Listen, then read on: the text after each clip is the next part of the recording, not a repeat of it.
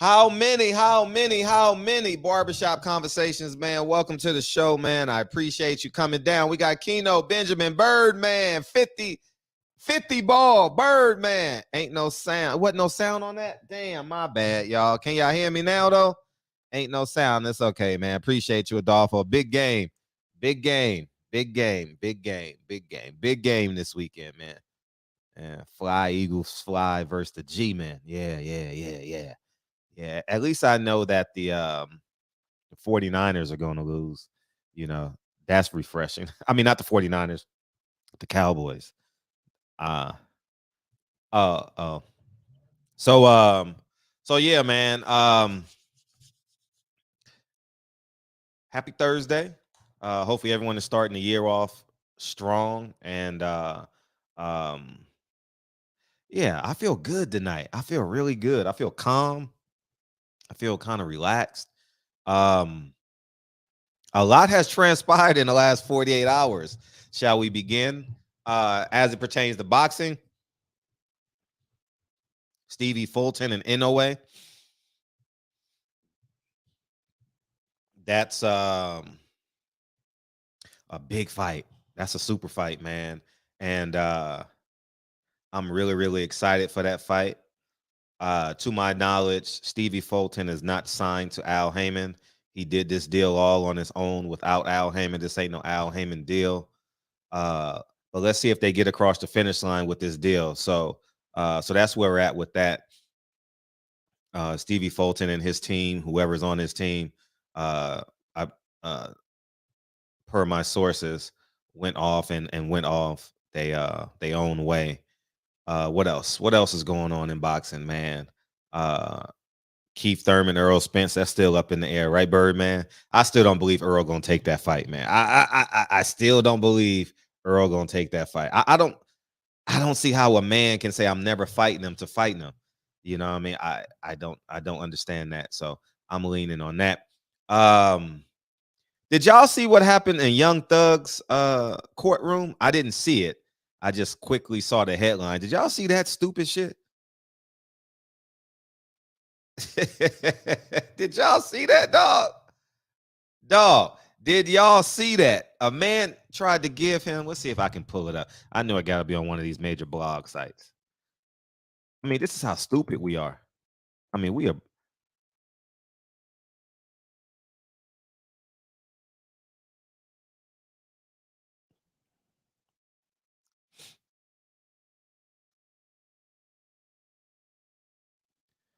um let me a famous blog site would be Shade Room, right? I'm pretty sure they'll have it.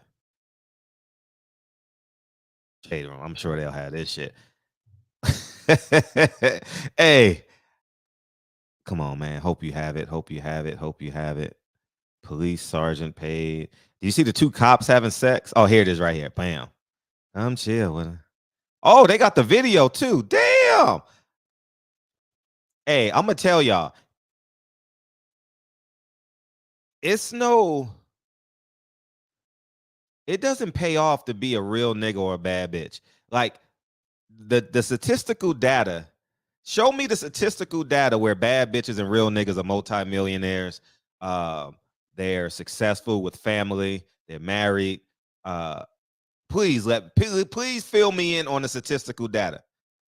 I want to see it because I'm gonna read you the headlines. It says defendants in Young Thug trial accused of smuggling contraband into courtroom allege hand-to-hand exchange of a Percocet pill caught on camera. Let's see. He walked. Let's see if we can detect it. Let me enlarge this so y'all can see it. It's the first time I'm looking at it too. So let's enlarge it and see if what I can see. This nigga walked over. Oh my god, he literally just handed it to him. This stupid ass nigga. Oh my gosh. Oh my gosh.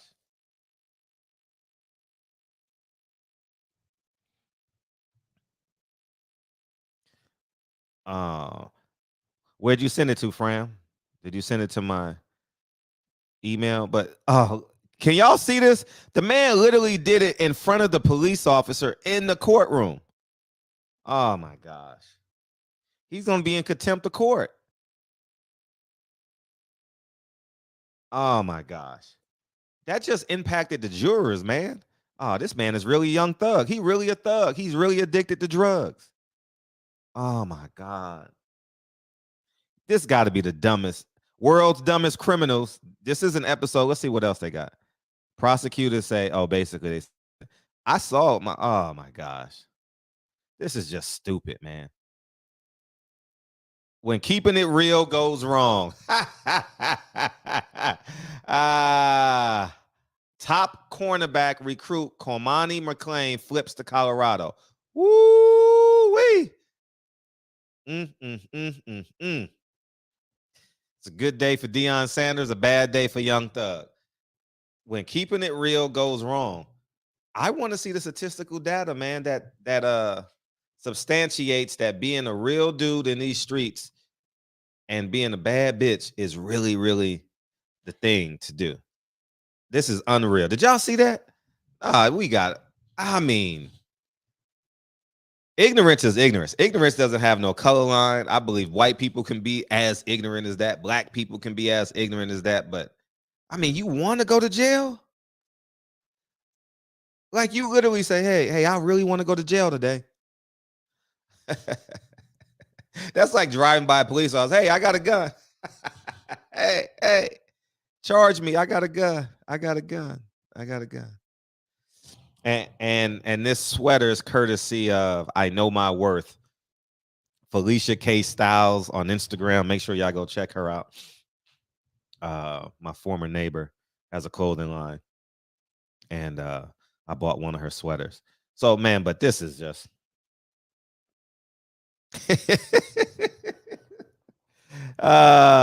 when it's all said and done, they lived up. No, they didn't waste their life. They really doing what they want to do, Birdman. It just don't coincide with what's up, broken traditions, man. Damn, you've been laying hammers, and it's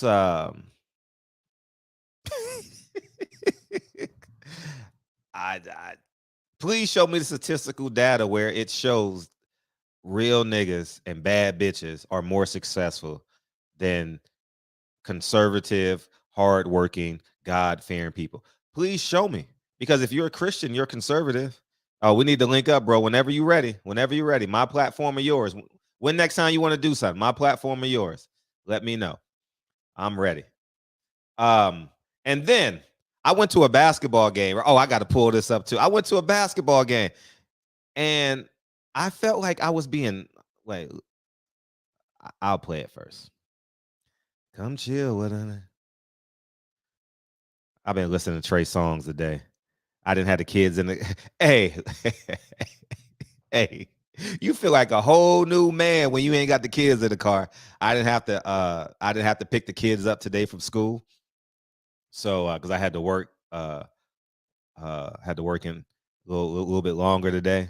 Man, I was vibing to Trey songs, man. Hey, it's a completely different life when you ain't got to pick the kids up, man.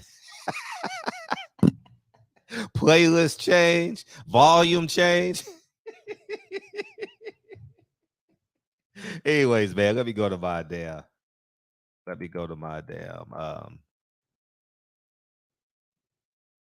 So, this is what I saw. This was my view yesterday at the basketball game. Look, this is the halftime performance.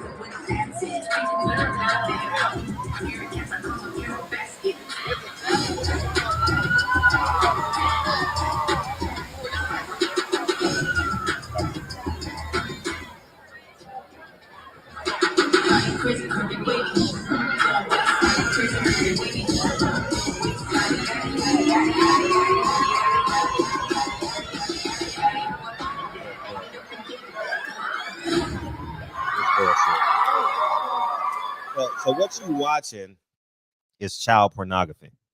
In my eyes, this is child pornography. And it's legal child pornography. I went to a basketball game and 15, 16-year-old girls are twerking to body yada yada yada yada yada yada yada body yada yada yada yada yada yada yada. I said, damn. And mind you, I'm just getting back into basketball, so I'm really not understanding, or I lost the touch or whatever you call it. I don't want to use the word touch, but I lost contact with the halftime performances and the cheerleaders, because this is my first time going to a high school basketball games consistently in probably over a decade. You know what I mean? So I forgot. And I go to the game and I'm with Lincoln and I'm like, like really shocked the hell out of me. And I'm not making it up. I'm not being facetious. I'm not adding extras on it. I'm at a Catholic school. They did like this before the game began. And they said, Lord Jesus, we want to thank you for perfect health, good sportsmanship. That's what they prayed. And they said amen at the end of their prayer. And at halftime, they're twerking. I said, damn. That's crazy. Yeah, that's crazy. I didn't know, or I did know and I forgot. They got these 15-year-old girls twerking. Oh my God. Yo. I didn't. Catholic Church is of the devil. That's what they say. I ain't really did no extensive research besides what I saw in 2020 and what people do on the internet. But I was like, I felt I felt kind of dirty. I thought, how do they do this in front of adult males? Anyways, man, that's how I felt. And I felt really, really awkward. You know what I mean? And I called the school today. Let's see. Because because everybody complains about it. But I need y'all to see this. Somebody called me. I need y'all to see this. Because I want y'all to hear that I called the school today. You've reached Notre Dame High School of Los Angeles. That's the last number I called. Beautiful Sherman Oaks. I called them today. You know your party's extension. I called them today, and I complained to a man named I forget the gentleman's name, but I called them Morris, Mr. Morris. Yeah, Mr. Morris. So if you got time, go call Notre Dame High School in Sherman Oaks, California, and ask to speak to Mr. Morris. Yeah, he's over that department. And I was flabbergasted. I was literally flabbergasted, man. And shocked the hell out of me, dog. I'm with my 8-year-old son. My 8-year-old son knows nothing about that. Lincoln knows nothing about that. So he barely knows 2 NBA basketball players. So that kind of threw me in a loop. What else been going on? Adrian Broner looks good. Shout out to Adrian Broner. I saw Ellie. Shout out to Ellie. I saw him over there in Florida doing great. He looks like he don't have his belly. His shirt comes straight down. You know, when your shirt goes straight down, you know an athlete's in shape. You know, they ain't got no basketball in front of them or shape of a ball in front of them. So he looked good. And AB always wears small clothes, no matter if he got a belly or he don't. So I should say fitted clothes, right? That's fitted, or European cut.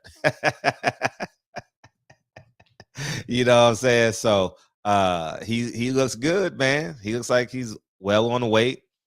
I'm really I'll say this. I'm excited for that card. I'm excited for that card, man. I'm interested in Adrian Broner's walkout. I'm interested in the fight. Tevin Farmar. I'm interested in that Mickey Bay Tevin Farmar fight. Hopefully they can cross the finish line with that card. I heard there's some rumblings going on with Lou DiBella, and you know it's just these promoters, man, are whack, man. These promoters are whack. You know, so we'll sit back and see and see what happens with that. What else? And I think that's it in boxing, right? So we're gonna get a plethora of pay-per-views. And I want to see if, yeah, I think most people are rooting for AB. You know, he's now our underdog. He's officially our underdog. And if you don't like him, I can honestly respect that too. But he is our underdog. Al Haymon left him for dead. He said that in so many words, but me knowing the information that I know, Al Haymon literally left that man for dead, man.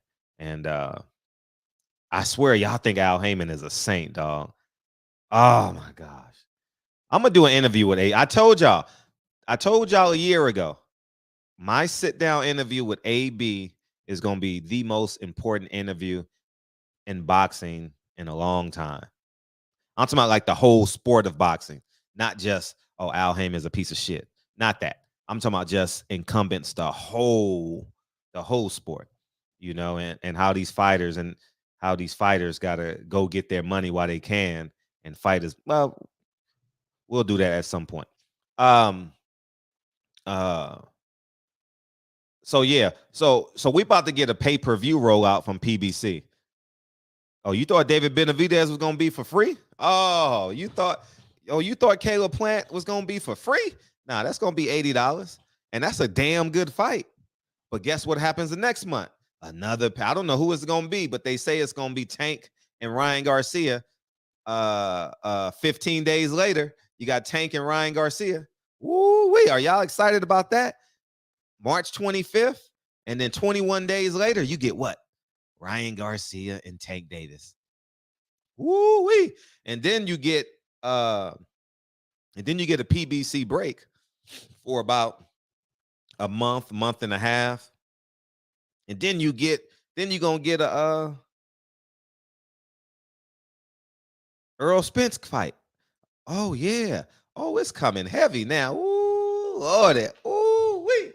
You know what I mean? The man that said boxing. See, I want to see if black media, and I really want to see if they're gonna hold them accountable. I challenge Boxing Ego, Champ Side, LDBC, New Media, Dante's Boxing Nation.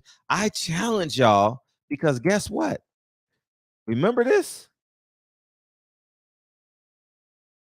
And I'm not against y'all going against Eddie Hearn for changing his. Oh, I'm not against y'all for that. Let's go to 2015. Y'all remember this? Y'all remember this? When being pro-black goes wrong, boxing is back. Y'all see the hashtag free boxing for all. Y'all remember that? Oh, y'all don't remember that. Do y'all remember that? For the people in the back.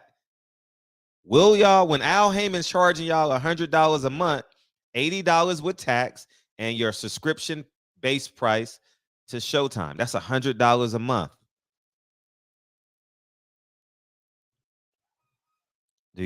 So what y'all gonna do?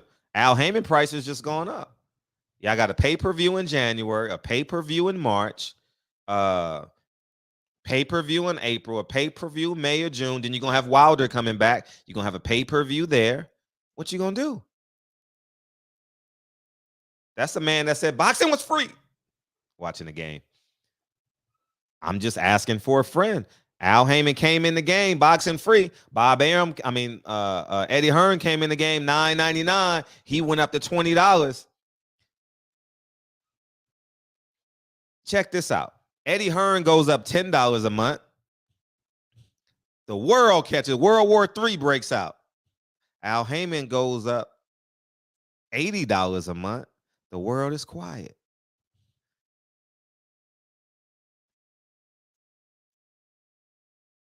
This is when you're really, really going to fully understand.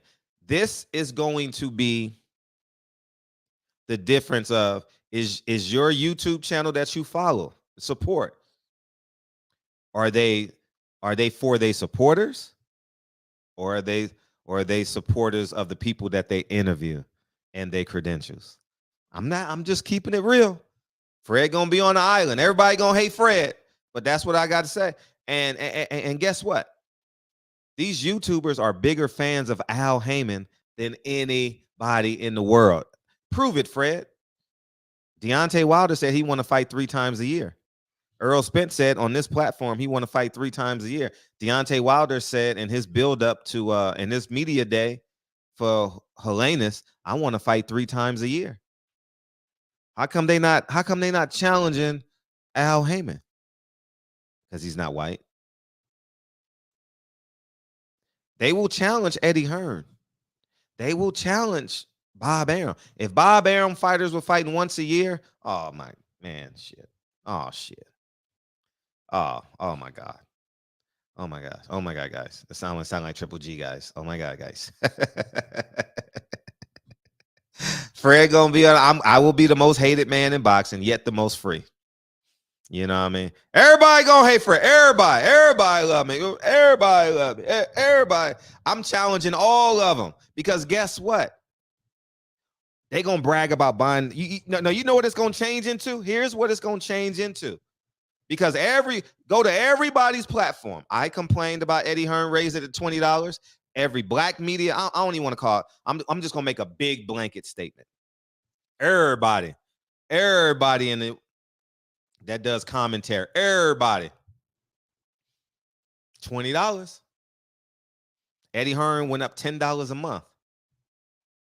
Al Haymon goes up $80. We quiet. We gonna be quiet. But I guarantee you, man. Anyways, man. Everybody got to hustle. Everybody got to hustle. That's all I'm gonna say. But Al Haymon about to tax y'all niggas. But I told y'all this day was coming. I told y'all, Fred, you a hater. You just paid $80 in January. You're gonna pay $80 in March, $80 in April, $80 in May or June, $80 in August. You're gonna pay $80 in September. Oh, this shit about to get crazy, y'all. Oh, this is about to get for 7 months out of this year minimum. You're gonna pay $80 plus your what? $80 plus your Showtime subscription to support Showtime. I mean, to support PBC.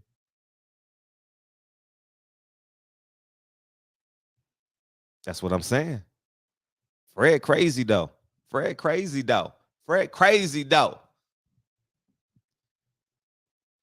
Pay-per-view is gonna go like this. And we on the internet arguing. Here's how stupid we are. We on the internet arguing and debating how many pay-per-views Tank Davis did when that card wasn't a pay-per-view card. No, Tank did $75,000 in pay-per-views. He did 61,000. He did 100,000. He did. Hey, yo, homeboy. No, he didn't do 61,000. Yo, homeboy, he did like 400,000, 500,000. You know what I'm saying, homeboy? Who gives a flying fuck? The card wasn't a pay-per-view card.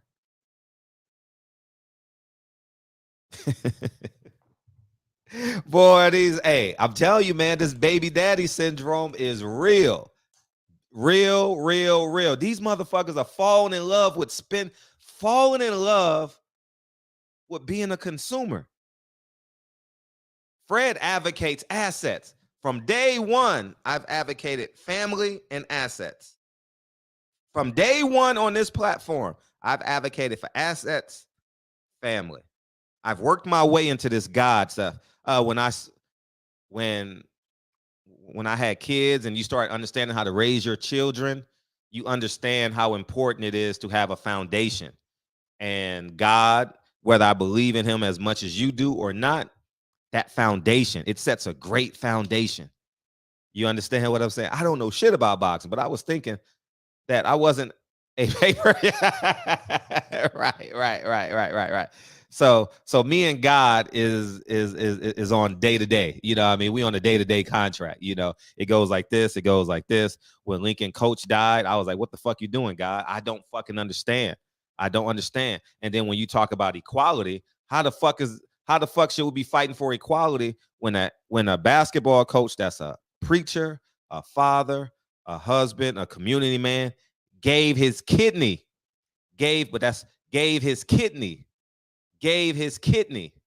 I repeat, gave his kidney to one of his parishioners in his church. Now, BLK Prime is pay-per-view, is a pay-per-view platform. You know what I mean? They didn't come in here tricking us. Eddie Hearn came in here and tricked you. Al Haymon came in here and tricked you. You know, so but as I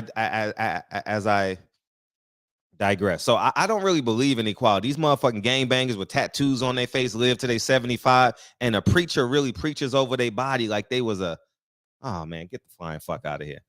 You know, like that's a hell of a pass. You know, it's just, you know, these thoughts that be going on in my head be crazy, man. You know, I'm crazy though. I'm crazy. Motherfucker tell you, motherfucker, you ain't real if you don't give a motherfucker $100 a month. You ain't black if you don't give a motherfucker $100 a month. You ain't black. You don't support your favorite fighter if you don't give $100 a month. $100 a month. $100. Think about that shit. That's your cell phone bill. That's more than YouTube TV. YouTube TV is $64.99. I pay $64.99.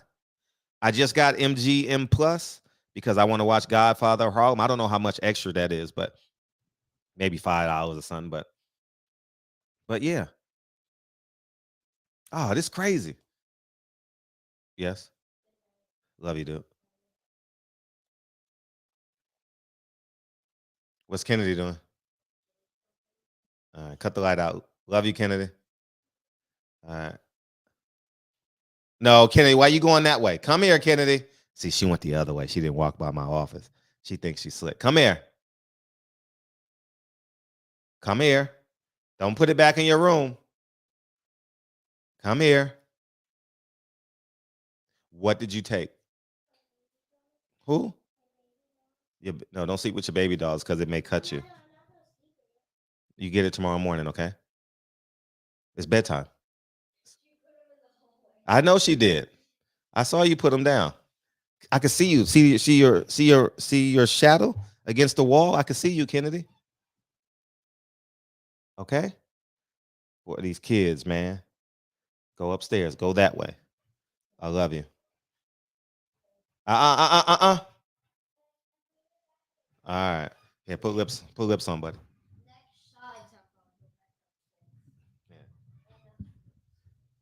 Yeah. Put lips on. Beautiful. All right, love you. All right, thank you. I'll see you in the morning. Be ready. All right, let's go. Bring your basketball stuff down, Lincoln. All right, love you. All right. All right. Yeah, man. I can see. Think I can see a reflection on my wall, on the hallway wall, so I can see them coming. See, they know my schedule, like left and right. You know what I mean? So they know when to act. It didn't work out though. Anyways, man. But yeah, as I digress. Yeah. Oh yeah, man. Raise your hand. You ain't no real boxing fan if you didn't support Al Haymon's $100 a month. Keep it real. We keeping it real over here. You ain't black if you don't support $100 a month supporting Al Haymon.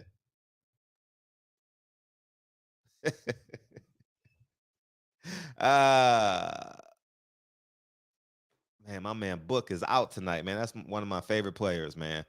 It's no need for me to watch the game now. I'm gonna watch UCLA and Arizona State. Oh yeah, you ain't black enough. We're gonna get to MLK in a little bit. But you ain't black enough, man, if you don't support Al Haymon. Al Haymon charges $100 a month. Bob Arum charges $7.99. Bob Arum charges $7.99 consistently. Eddie Hearn charges $19.99 plus Eddie plus Anthony Joshua and who else is pay-per-view? Canelo and Anthony Joshua. Oh, we gonna complain about that. Ha ha ha! They going pay-per-view. I'm gonna have some fun tomorrow, man. I'm gonna have some fun. Will black media stand up? Will black media stand up? That's all I'm asking. Be who you say you are. Be who you say you are. Are you going to brag about spending $100 every month to support PBC? Are you going to brag about it? Yeah, nigga, I'm a real nigga. I'm a real nigga. I'm a real hardcore black, pro-black nigga. Yeah. Motherfucker charge me $100. Motherfucker charge me $100. I'm with it. I'm with it. Motherfucker charge me $100. Charge me $100, nigga. But that man from Europe, he charged me boss. He charged me $19.99, boss. Nah, fuck that. I'm streaming that shit, nigga. I'm streaming that shit, nigga. You know what I mean, nigga? You know what I mean? When going pro black fails, you know, I had to learn. You know what I mean? And now I'm here to wake everybody up. Come chill with a nigga. Yeah. Al Haymon was free for all. 2015, free for all. 8 years later, he charged you $100 a month. I don't know who talk like that. I'm making it up. I don't know. I'm sounding like one of them Hotep dudes. You know what I mean? I don't have a Farrakhan cadence. You know what I mean? I got to get my Farrakhan cadence, brother. Hey, brother. You know, brother. You know, brother. We got to love Allah. But y'all send y'all money to Chicago, and I get to fuck all the girls, 19, 20, 21-year-old girls, and have babies with them, brother. You know, I'm a man of God that represents and fights for black people, brother. But we don't own much property, brother. You know what I mean, brother? I got all these women and all these kids, brother. And I didn't marry them, but I had kids. Nah, PBC ain't black owned. Al Haymon owns the contracts, you know. Al Haymon and his business partner, you know. Come chill with him. When hey, if you're following if you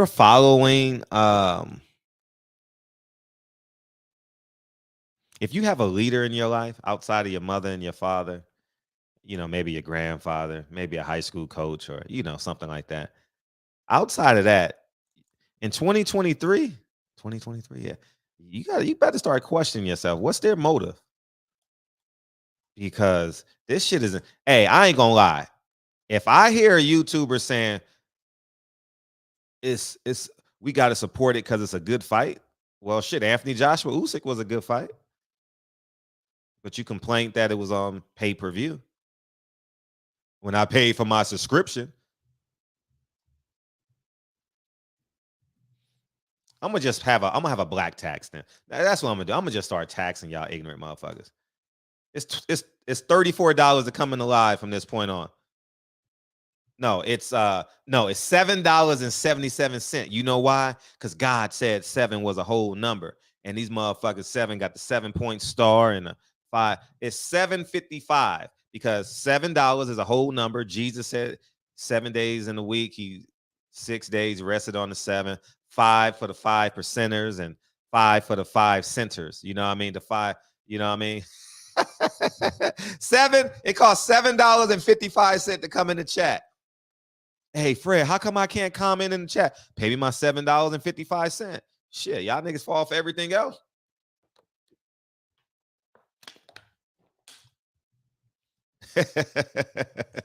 You know what I mean? You buy and sell everything else. Shit.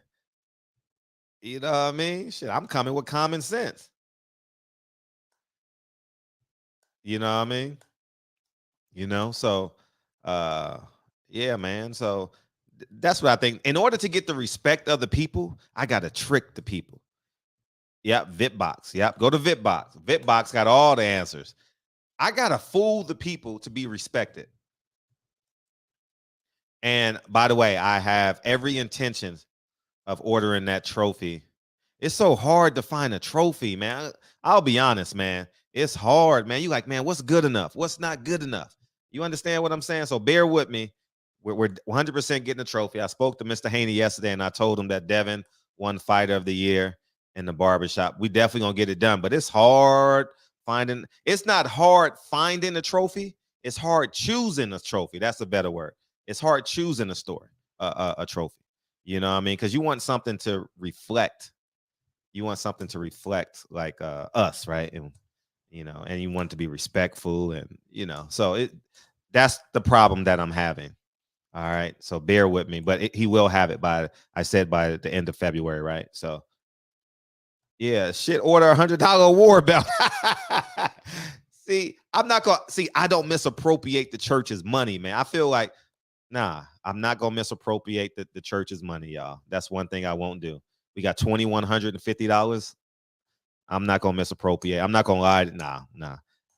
And I bet most of y'all forgot about the money. You know what I mean? I'm not doing that. Hell no. Y'all sent it in with honesty. So I'm gonna have full transparency. I'll show you the receipts, and y'all can deduct from 2150. That one we'll do it next year until we run out of money. And then I'll start paying for it, So because I feel kind of off a little bit, like having to report to y'all. But I do like the fact that it's us doing it together and y'all actually voted for it. You know what I mean? It does that. Y'all had a say so in it. So, but yeah, man. Yeah, man. So we're gonna be spending $100, man. We're gonna be. Hey, I think Caleb Plant, David Benavidez is the best fight of the year thus far. That I've seen scheduled. It's the best fight, hands down. But damn, we got to pay $100 for that fight. I'll be at a fight party though. I'll be at my business partner's house. Excuse me, I'll be at my business partner's mansion, and and I'll be watching. I ain't even talk about. Okay, let me digress and talk about Martin Luther King. I know this is a sensitive topic for the 60 and over crowd. I know it is. I'm not that guy that comes in here and be blasphemous. I only got to be honest with my thoughts, and I'm going to share it with you guys. And honestly, I'm going to probably free a lot of people that have these similar thoughts. You understand what I'm saying? Put the women stuff aside. Most men struggle with being with one woman. I don't even want to go there tonight. But you feel free if you can bring that up as well, if you like. But it's not about that, right? What I want to say is, he says, when this little black boy and little white girl can play together. Why is that a goal? Why is that a goal? Why we just that's the goal. The goal isn't for us to love one another. The goal was for us to be equal to white people. That was the goal. And the more I sit and think about it, I'm like, I don't want the government in my business. I only want to pay my taxes and do what I need to do to protect my last name. I don't understand. Yeah, I know he smokes cigarettes. Oh, he smokes cigarettes. Yeah. Yeah. I don't know. I I've heard Abba Nap. What's his name? I'm not saying it correctly tonight, but you guys know what I'm talking about. He's one of the last men alive. Him and Mr. Young. No, Abernathy just died, right? Mr. Young, Andrew Young is still alive. I think Abernathy passed. Is he still alive? I don't know. I know Mr. Young is still alive. And I get it. I understand it. But I have a hard time wanting help. I have a hard time that being part of one of my prerequisites in life. Abernathy, thank you. I have a hard time with that. I don't want the government. Like, I don't care for the government to be in my life. I want to pay as little taxes as possible. I want to pay what I'm supposed to pay. And I think the world is a better place when the government is not in your business. I think the world is a better place when everyone has free will and is in a free market. But I think when we have these dependencies, I think it shortchanges us. You know what I mean? We got dependencies when the woman knows she can have kids and she knows that she can get WIC. She knows that she can get Section 8. I think it steers us away from what many of us in the chat are, family people. You know, I think we should get back to the core family, man. And that's the one thing I've preached since Lincoln was born, was family. I don't promote celebrityisms, Hollywood lifestyle. Never have, even though I live pretty close to Hollywood. I just never, I always knew that wasn't the way. Even when I didn't have the information, I knew promoting being a celebrity like Deontay Wilder, like I'm just a man just like you. You know, I respect that about Wilder. And I respect the fact, I do respect that he hasn't moved from, even though he owns property here in California, but he lives in Alabama and he's not starstruck by his attention. And but I think we got to get back to family, man. And the older I get, I be having these thoughts, and especially this week too, because you know, the homework I did this week was about Martin Luther King with the kids. I don't. What'd you say? I don't only disagree with what Martin did is that you would be able to send your children predominantly to white schools or even live predominantly in a white neighborhood. Hindsight's 50-50. No, it was legal to go to school. Roe versus the Board of Education, right? Or not Roe versus Wade, but I'm drawing a blank. But you guys know where I'm at. Roe versus Wade is adoption. Not adoption, abortion. Right? But you guys know where I'm at. I'm cross blending the two.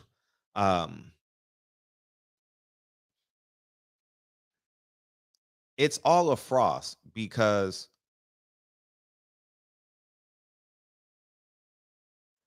why is it the goal to go to school with white kids? Why we just can't go to school? Brown versus the Board of Education. Thank you. Roe versus Wade is abortion. Thank you, brother. Thank you. I think when ultimately we live and you have assets and I have assets, because basically that's what it's about. How can we coexist? We're going to coexist because you have raw goods, I have raw goods, and we're going to trade, right? I think we've fallen in love with proving that we're equal. My Lincoln's coach just died in a car in a fatal man. I don't know. He was crossing the crosswalk and a car killed him. He's 41 years old. He gave his kidney. I learned at his funeral. He gave his kidney to a parishioner so they can live. You know what that means? That means the man don't drink. The man don't smoke. He drinks his water. He looked like he worked out. He's in tremendous shape. That's what that means. If a man gives his kidney, that means he's willing to commit to living a great life. Because he has to flush his body twice as hard as we have to because we have 2 kidneys. So life ain't fair. We got to get off of this fair shit. Oh, the man makes this amount of money. The woman makes that amount of money. Oh, the white man gets this. The black man gets that. I believe in my heart of hearts, if you create something, you will have greater value on this earth. I'm not saying how much you can sell it for because we fall in love with being consumers. Oh man, if I make this, I can sell this for $1,000 and make $20,000 and flip it and make $40,000. I'm talking about if you, your husband, and your wife and your kids create something, I guarantee you'll fall in love with life. I guarantee it. I don't know how much it'll be worth to the outside world, but it'll be priceless inside your home. We had access to education. All right, what are you not understanding? We had education. We're not talking about slavery. We're talking about 1965. We had access to education. Booker T. Washington in the 1800s created Tuskegee Institute, man. What are we talking about? That's the Martin Luther King that we are so bamboozled and hoodwinked. We gave up our resources. The top black educators are, guess what? They're teaching at Stanford, Harvard, Yale. We want to talk about white flight. We don't talk about black flight enough. Fred, what the fuck are you talking about? The smartest black kid in your community goes to Harvard. Oh, Fred. Oh, you don't want me to talk about that. The most athletic kid in your school, in your city, goes to Duke. Oh, Fred, don't tell the truth tonight. Fred, do not tell the truth tonight. They're extracting resources the same way they extract minerals from Africa. It's the same thing. Fred, don't tell the truth tonight. Please don't tell the truth tonight. Fred, just tell the narrative so these men and women can feel good. Please just tell. Please, God, please don't tell. Are there more? Africa is the only country with the three major. Oh my God. Africa is the only country with all the resources, with every resource, the only continent. What are you talking about? You think we'd have had the resources? What are you talking about? And it's not a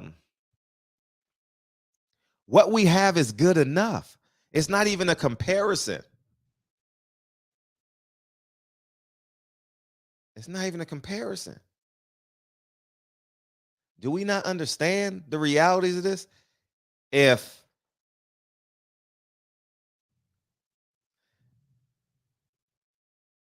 the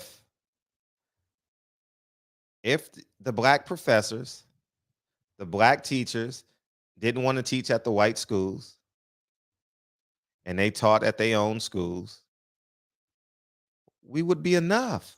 We would have our own system. And it would work in America because it's free trade. America is a free enterprise. America is willing to sell itself. Oh my God, man. I'm trying to tell us the truth.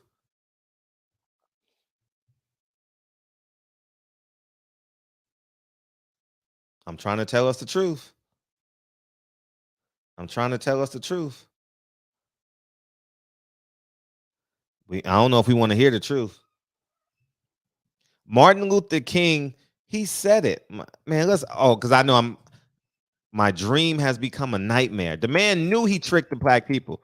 He knew he tricked it. MLK. I watched this the other day. I'll say this. Martin Luther King was a hell of a speaker, dog. I ain't even gonna lie to you. That motherfucker could speak. Let's play this because I ain't even put the link in for you guys to come in. I'm sorry, but Martin Luther King told you he failed. But let's much more difficult to one day live in a nation where they will not be judged by the color of their skin, but by the content of their character. I have a dream today. I must confess that that dream that I had that day has at many points turned into a nightmare. Now, I'm not one to lose hope. I keep on hoping. I still have faith in the future.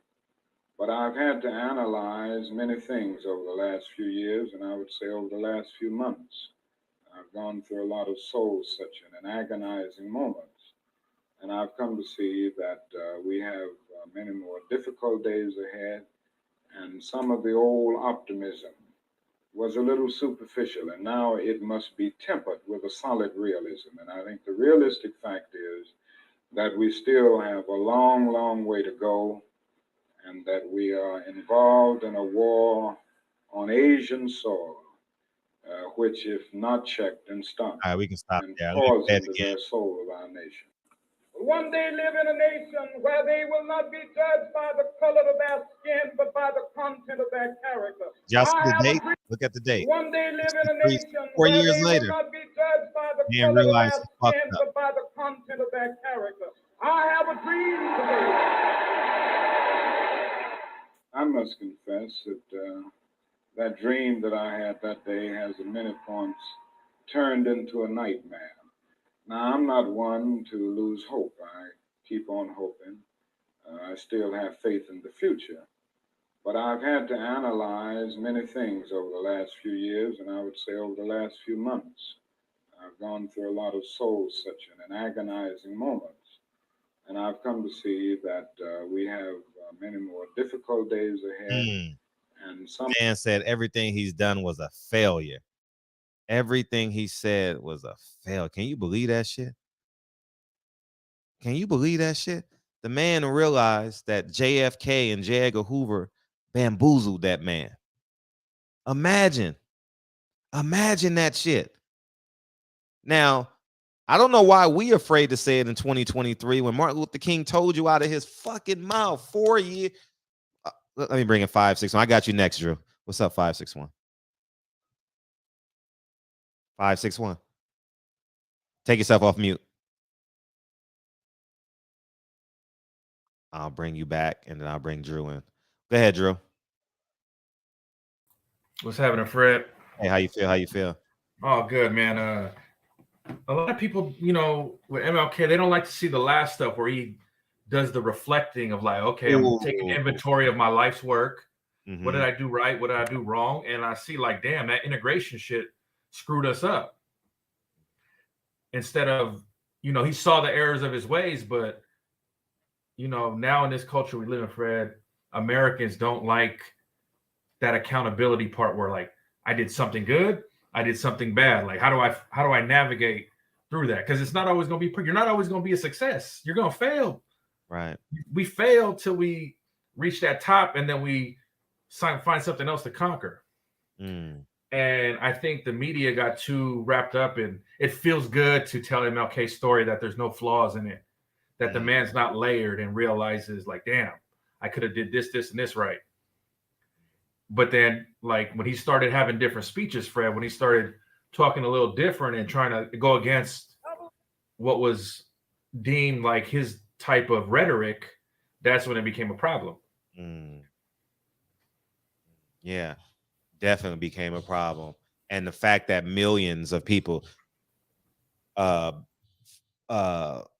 into and believed him. And if you guys really, really want to know something, what's up, Dr. Phil? I got you in a sec.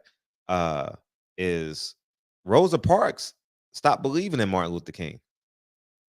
She linked on more Malcolm. She was actually present when Malcolm X gave the Ballad of the Bullet speech in Detroit, 1964, December of 64. So she put the civil rights movement, is it called the civil rights movement? Yeah, the civil rights movement to the lady that RIP'd it and said, you know what? I think us building our own is the solution. And I'm going to give you guys another hard truth. Kanye West was right. I can do a video on it and show you guys the data. I mean, show you guys the firsthand accounts. Rosa Parks was a plant when he said that. Rosa Parks' husband worked for the NAACP, who founders of the NAACP is white. And Claudette Colvin, see if I remember the story. Claudette Colvin, y'all Google Claudette Colvin. Cloven, Colvin. Everybody Google that right now. Open up a window. And in March of that year, whatever that year was, 54, 55, 57, somewhere in there, she said she had just got out of Black History Month and she was not giving up her seat. They didn't use her. Why didn't they use her? Because she was a 15-year-old dark-skinned pregnant woman. She says this in her interviews. And she said they use Rosa Parks because she was easy to promote. She was easy to cross the line. And they used her for the Montgomery bus boycott. Was that 57? And I know it ended in December, a year and like a couple days after that.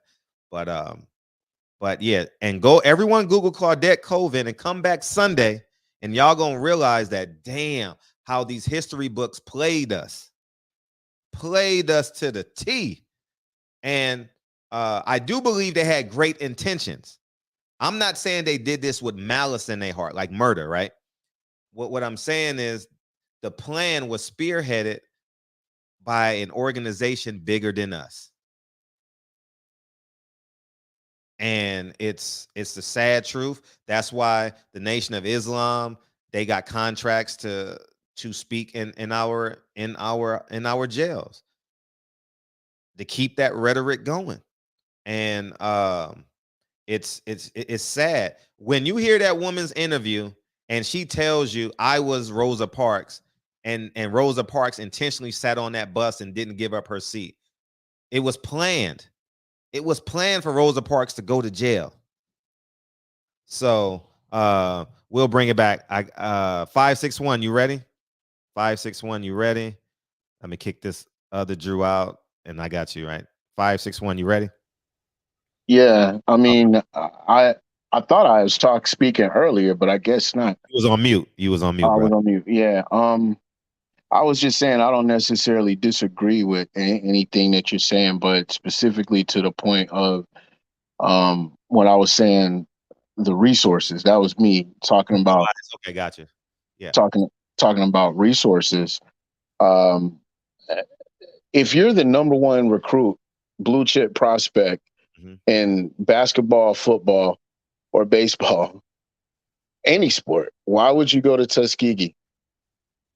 You know what I mean? Why, like, you know, why would you do that? You know, if you're the number one, if you're the valedictorian with the all-time highest GPA in every one of your STEM courses, AP everything, valedictorian, class president, all the accolades, right? Would you go to Tuskegee? And why would you do that if MIT is going to give you a full ride and a big ass check to where you're good to go? Why would you? I would say this: we're 100 years in the making, and so us allowing them to extract the resources, which is our. I understand that. So we're 100 years behind. So in order for us to, don't go nowhere, Doc. Don't go nowhere. You're next, Doc. In order for us, because I think your opinion is important. What we got to understand is your life isn't validated by MIT. It's validated by the long form of life. And I think we have difficulty really understanding that. MIT versus Tuskegee isn't the comparison or competition in your head. It's how can my resources stay as close to us as possible. And us can be, you may be adopted, so you may not have this, but I have a blended family, so okay, I may not be, but your job is your right to have. How can I keep these resources to me as close to my last name as possible? Sometimes you have to go and seek other resources to enable that, right? You got to build Voltron. No, and that's family. Voltron is family. So what I'm saying is now is 100 years in, I don't think it's about race on the first floor. We never get past the first floor.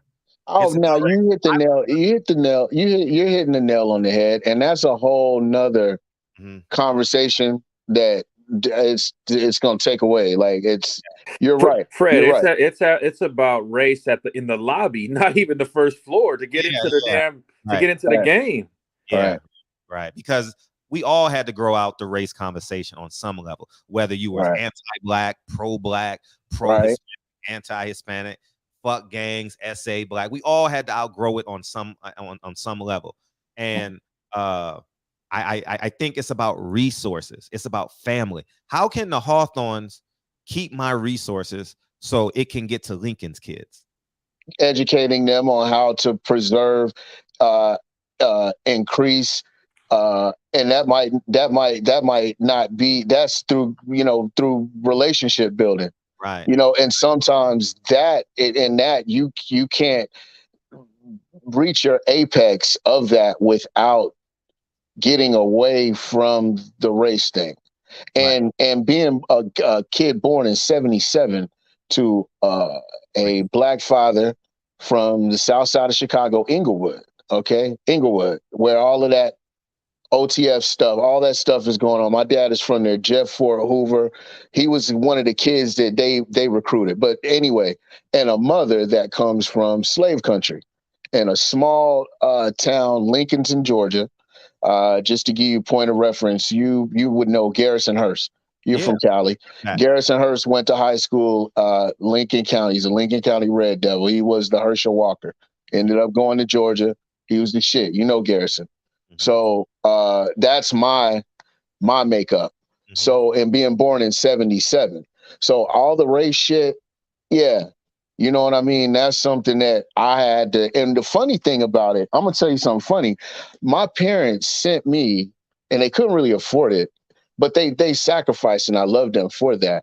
But they sent me to private schools, man, where quite a few of them, a couple of them, I was the only, I was one of 12 black kids. But the thing is, the black kids that were there, their parents picked them up in Mercedes and shit. You know what I'm saying? They were, whether they had good jobs working post office or military or whatever it was, they would have been considered middle class, you know what I mean? The Jet magazine family shit going on.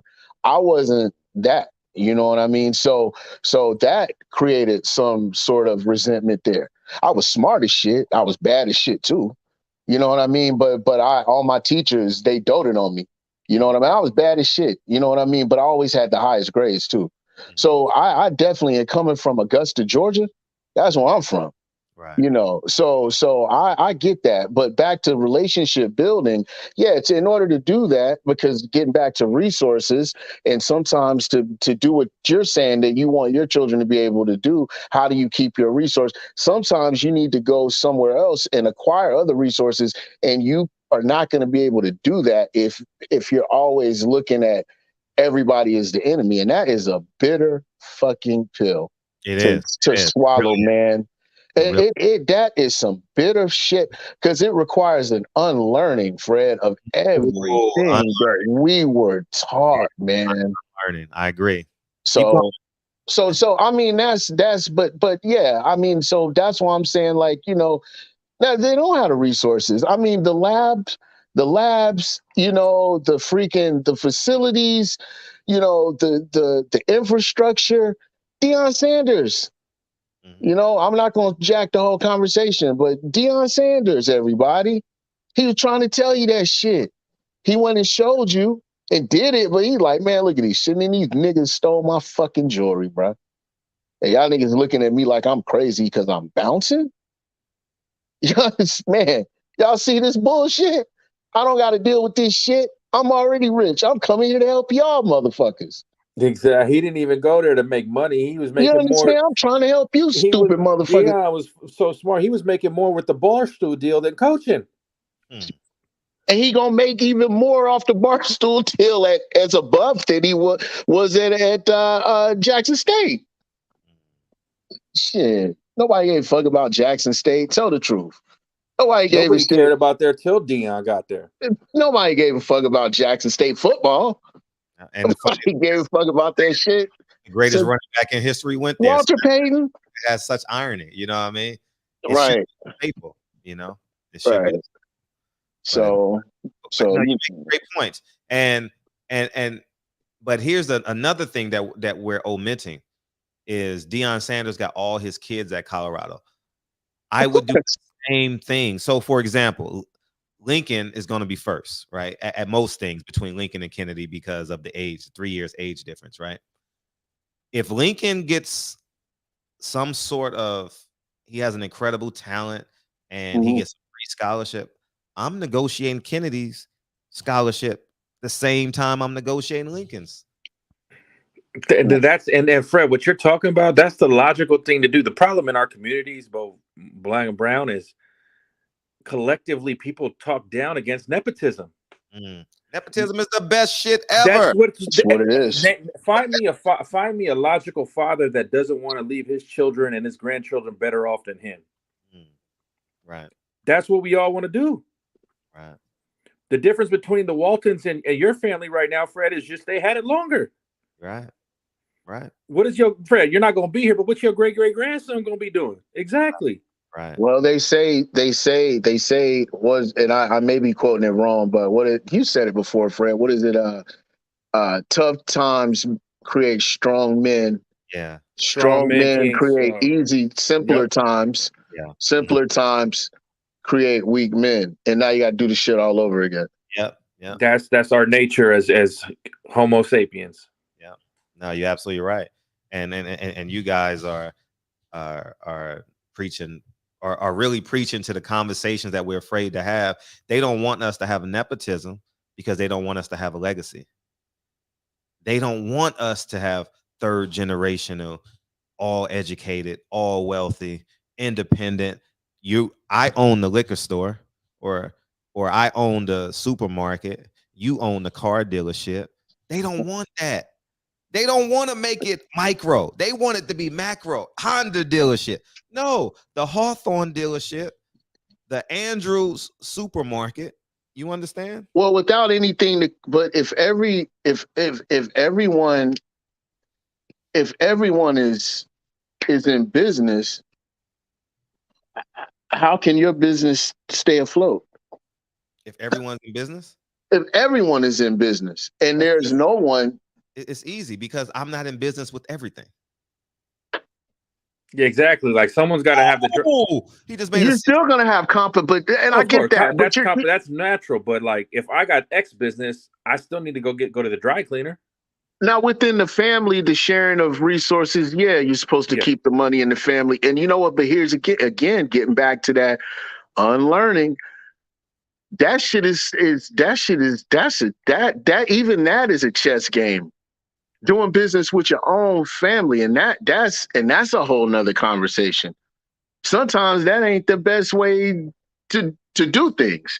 If you're talking about keeping your resources, and who is the they that and the us? I mean, if the they is whoever you say they are you saying us is only the black and the brown?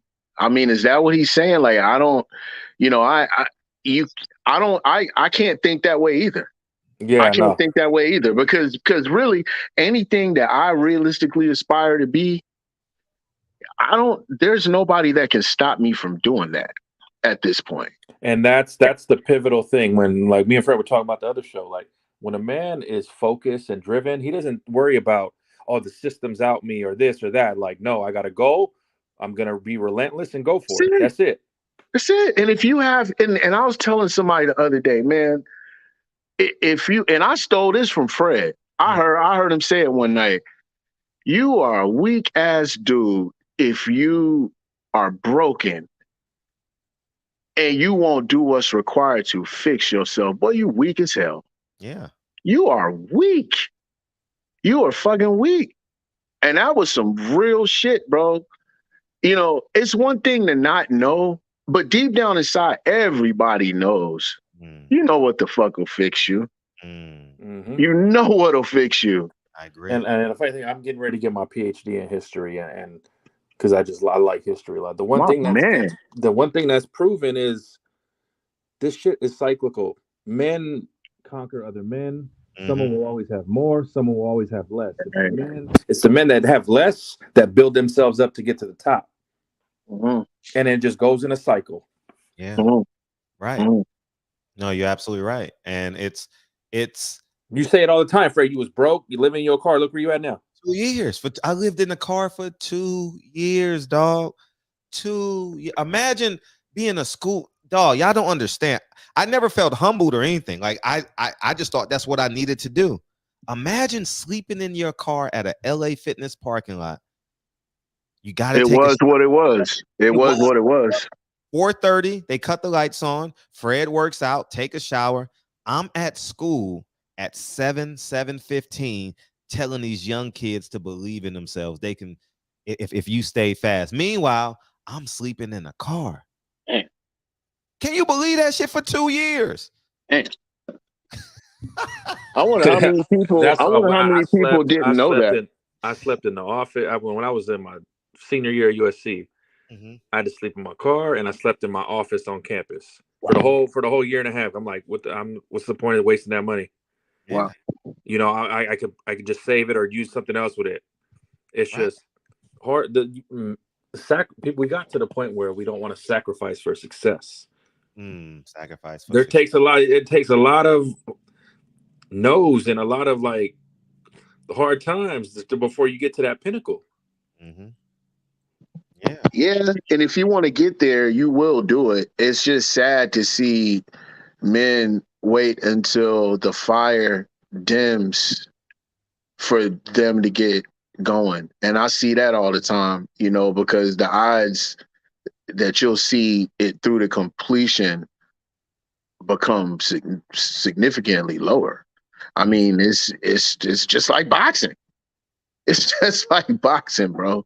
And I'm not going to call any names, you know what I mean? But I'm sure we can think of a couple of guys in the sport that, you know, they had it in their prime and later. And now, yeah, we love you, dog. We pulling for you. We seeing that you look good and all that shit. But the odds are, dog, you. All right, we lost you. We lost you, 561. Come back in. Go ahead, Kyle. While we trying, come back in so you can have a link. Go ahead, dog. Fred, bro. Yes. Are they charging $100 for this pay-per-view for real? For real? Well, $80 plus your Showtime subscription, so it's $100 a month. So wait. So they putting that David Benavidez plant on pay-per-view? For sure. Yeah, you know they is. Why would they give that to you for free? There's a clip, Kyle, where Samson's Lupkowitz is saying, "You want my A fighter versus Caleb? You're gonna have to pay." And then next we got Tank and Ryan. Then the next one is gonna be Wilder Ruiz or Spence and Thurman, and then we'll figure out the fall. And then Kyle, in between that, you got Canelo, and then you got Devin Haney, Loma. Yeah. It's just insane. Boxing's too expensive. It's too expensive. I'm watching UCLA, Arizona State for free right now. You know what I'm saying? Motherfuckers, we need eggs right now. Go lay down. Yeah. Go lay down. Now, if you told me I got to pay for Fulton and Inoue, I'd happily pay for that. Yeah. I'm glad the little bit of the bullying got to Stephen. Like he didn't like that in the Twitter streets and in the streets. Where like, come on, like just take the fight. And I heard that he didn't. Al Haymon didn't broker that deal. No, Mr. Honda. It's not even Bob. It's Mr. Honda checking. What I heard was he was going I guess he listened to the show for he was going to air out Al and his grievances. Like, nah, man. Yeah. Because Fred, they're saying he's going to get $3 million, and if it's a rematch clause. Wow, I'm gonna call for. I won't be having time, man, because maybe they're gonna split $8 million pot. Are they for real? Yeah, so Inouye's gonna get like 4 and some change. Fulton's gonna get something because Amazon Prime. Amazon Prime's exclusive Inoue. That's their distributor in Japan because Amazon's breaking into there. And then Amazon just did a deal with DAZN today, so DAZN's gonna be on the Amazon Prime app to get part of the package. Wow. Yo, the baby keep coming down here. That is. I can get everybody else doing. Hey. Go ahead. I'm gonna mute you. Come in, Kyle, when you're ready to speak. But the fact that Inoue was kind enough to give this man $3 million out of 8, man, when he bringing everything to the table, but outside of the belts, nobody from America is going to that fight besides his team. What? He giving him more of a guarantee than Tank give his opponents. God. Damn. No way he giving that man $3 million. I would have said, man, take 1.5, 2, take it or leave it. I respect him, but I'm glad Stevie's going, like, breaking out the passport. That's good for him. That's great for everybody. Hopefully Wilder does it. Wilder, if you can hear me. Go get that $10 or $15 million per fight overseas. It's waiting on you. Go get it. Man, there was Europeans who paid top dollar to see Deontay Wilder. Fred, all Deontay got to do is go to one of them. He messed up not going to any of those fights in Saudi. Just over there, like, they're gonna see him like, oh, we want your fight over here. Come on, who it is? Yeah, Saudi would just. There's no telling what Saudi would do. It's no telling. Listen, yeah, 25 million. They offered 25 million to Dez for that Loma fight. Who? Saudi Arabia offered Dez 25 million. Remember I told you, I mean Dubai. Total, 25 total. 25 million. Total, like the total pot. I don't give a damn what it is, nigga. It's 25 million. I'm asking. No, I think what it was, they offered to buy the rights to the fight. They did? And here's a flat fee of 12. That's how they do it over there, Saudi, Fred. If you look at all their fights, they want to buy the rights to the fight so they can flip the TV rights.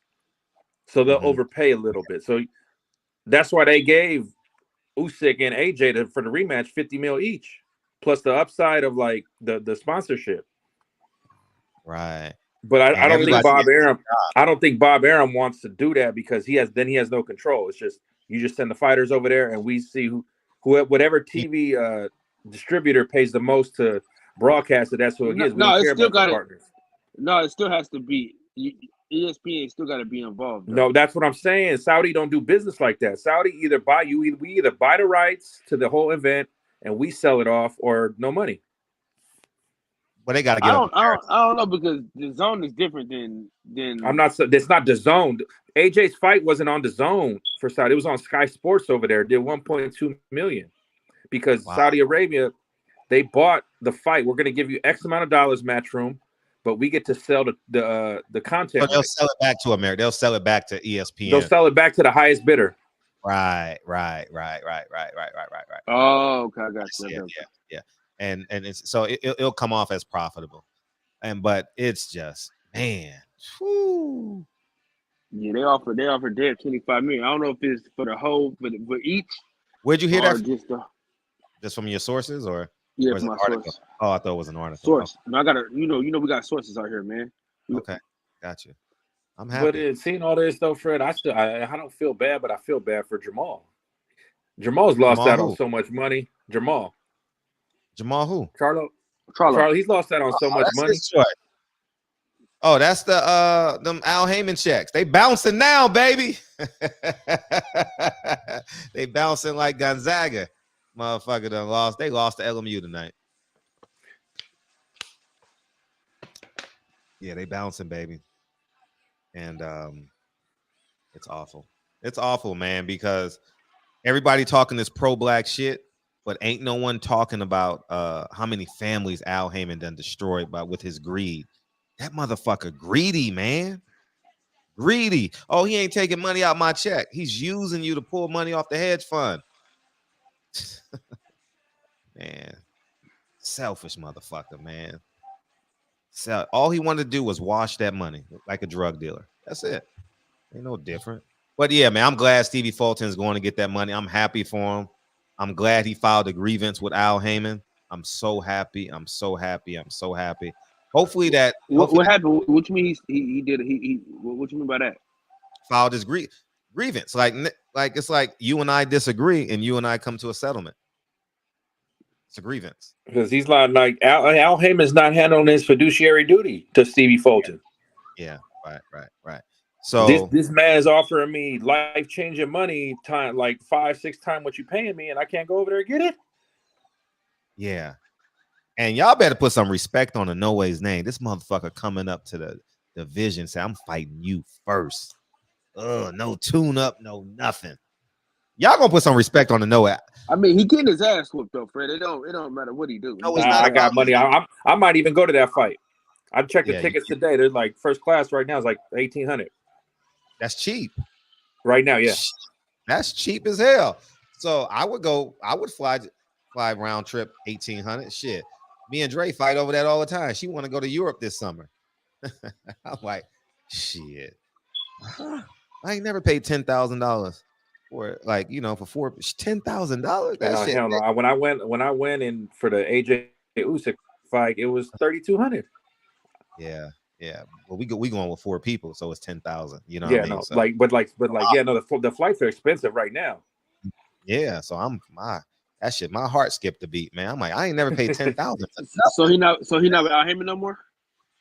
No, he did the deal on his own. I don't know if he's gonna be with Al Haymon when the fight is over. I don't know, but hopefully that guy YMS, YSM, Y something. Hopefully he gets an interview with Stevie Fulton and he can explain. Oh, you talking about Mel? I don't know him. I don't even know what he looks like. Yeah, I know him. Okay, but getting back to the no way. He may win or lose. I'm just saying the fact that this man says, "Come to my country. I'm going to fight the best fighter." And he got caught up in that black shit. No way ain't said nothing about race since it. He ain't say shit. Matter of fact, I think y'all pro-black Negro should be praising him because he spoke out when Floyd got disrespected. So at the end of the day, man, in no way ain't on that black time. He ain't Eddie Hearn's father. He ain't other people that said shit. This man is just a good fighter. I think he's a top 5 pound for pound fighter. And honestly, if Usyk loses to Fury, the winner of this fight could possibly be the pound for pound best fighter in the world. Shit, I mean, I'm no. I got the win. If Stevie win, I put him at 2. If Usyk beat Fury. No, I'm saying if Usyk loses to Fury, the winner of this fight is probably the best fighter in the world. Probably.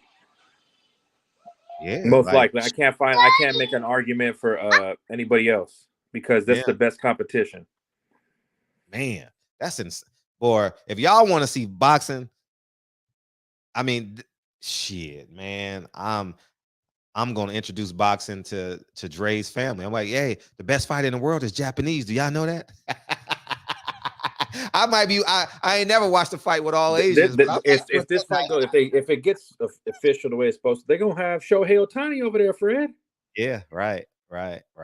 Oh, they're gonna put on a show. It's gonna be like Mike Tyson when he went to go see the Kings and the Queens and. Yep. If Stevie plays this right and goes over there, just talk your shit like respectfully, but still embrace the culture and do your thing. This is huge for your brand globally. Huge. That's an understatement. He ain't got no disrespect to Stevie Fulton. He don't have a fan base per se. He has support. He got support that people from that will drive 90 miles to go see him fight in Brooklyn and all that stuff. But he gonna have real fans. If he goes win or lose, he's gonna have a fan base. But I think this will wake up. He's gonna come back, Fred, and they're gonna see like, damn, he got paid, and all the other dudes gonna be like, Al, what's up, Al? Mm-hmm. Yeah, man. Yeah, you're right, man. I'm because Wilder should, like you said, Wilder should have been fought in Europe. Wilder should a couple times. Wilder. Oh my gosh. What, Fred? If Don King was in his prime and had Wilder right now, Wilder would be huge. He will be much bigger than what he was. Wilder would have broke. Floyd wouldn't have had pay-per-view records if Don King had a Wilder right now. Let's keep it a buck. If Bob Arum had Wilder, I'm not saying he would have got paid more, but fighting on that ESPN tag, he would have been bigger. I'm not sure what the money. Bob is a cheap motherfucker. I'm not saying he would have made more money. I'm talking about brand-wise, international. Man, shit.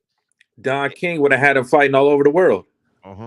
Tokyo, Africa, the Middle East. Like Don was the first one really doing that. Yeah. And Bob Arum followed suit because he had to, Where was that fight? That because Tyson fought. How many times did Tyson fight in Asia? He fought a couple times in Asia. I just remember one. Did he fight more than one in Asia? I think he fought more than once. Oh, okay. We just got to figure out how he gonna make it out the country after he beat this nigga. he's a rock star. No, he's going to the country to be celebrated. Them motherfuckers don't hate him. Nah, they if you look at those fight cards over, they don't even stand up and cheer during the. They're very quiet. Those fights there are quiet with 20,000 in arena. Yeah, I heard someone talking about that. They said it was really weird. What's up? It's ice season. What's up, man? And they clean up their trash after they leave the arena. They don't leave it for like the concession people to clean up. That's beautiful. I always wondered why we never did that. They have that. Well, I wish we had a little bit more decorum and class over here, Fred. Yeah, we don't, man. The motherfuckers rolling dice at Tank Davis. Someone. I heard someone. I can't disclose the name because it's one of my sources. He said he went to the. He said he was scared shit. He's a non-black dude. He was scared shitless.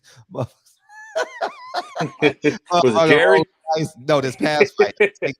He said, man, no, not Jerry. I ain't spoke to Jerry since my phone's died. Man, Jerry, we need you to find the phone, man, so you can beam in. We miss you over here. Viva la Mexico. What's up, Max? What you got, big homie? What's up? Hey, man, I saw your topic. I saw your story, first of all, about the basketball game shit. And I totally agree with you, man. That is some fucking bullshit. About the twerking shit at the kids. Yeah. Crazy, right? Because like I've had it like ever since my daughter was born, I let her mom know she ain't never doing cheerleading because of the culture of cheerleading, right? And when she was about 6, 7, we got her in the one where everybody make the team and it's still kind of young. And I'm like, all right, let her get it out of her system. Say she did it once. All right. I fought as hard as I could. Man, the fucking homecoming game, the halftime little shindig, they had put some song on there saying something like come on, baby, come over in the backseat of my Rover or some shit. And my daughter's like 6, dancing this shit. Man, I cussed her fucking coach out so bad. Why the fuck would you pick this song for 6, 7-year-old or kids in general? Why would this be part of your fucking pump up the jam type music? It was crazy, bro. They don't give a fuck out here. And most parents don't say shit either. They might have a problem and say it amongst other parents, but no one really goes directly to the source and says shit. Man, that's insane, man. And you know they prayed before the game. They did this. And they said, we pray for good sportsmanship, everyone get home safe. And then the girl said, yada, yada, yada. I said, what? I was telling my boy Trent, because we go support his son every chance we get. And I said, this is like child pornography. Softcore, yeah. This is legal child pornography. I said, I feel disgusted. And then only got 30 seconds. Like I said, nah, fuck this. I'm going to record this and I'm going to tag the school and I'm going to call them tomorrow because this is bullshit. You know what I mean? Absolutely. I'm going to call back tomorrow or Monday and I'm going to record the conversation on this because it's Yeah, when I saw my daughter up, I let her coach know the first day, look, my daughter's not wearing no fucking makeup. She's not gonna be twisting her hips, working her ass, doing all that shit. If it's pop, little pop lock shit, that's cool. Keep it kiddly. She's 6, 7. Like she don't, you know what I mean? Like, and she agreed. And for the most part, the dancing was on point. But the song they chose, I was like, backseat of my fucking Rover. The fuck type of bullshit is this? I was hot. Everybody was telling me to chill out. I was like, nah, y'all need to rile up. What the fuck? You telling me to calm down? Yeah. What the fuck you talking about? Yeah, it's no.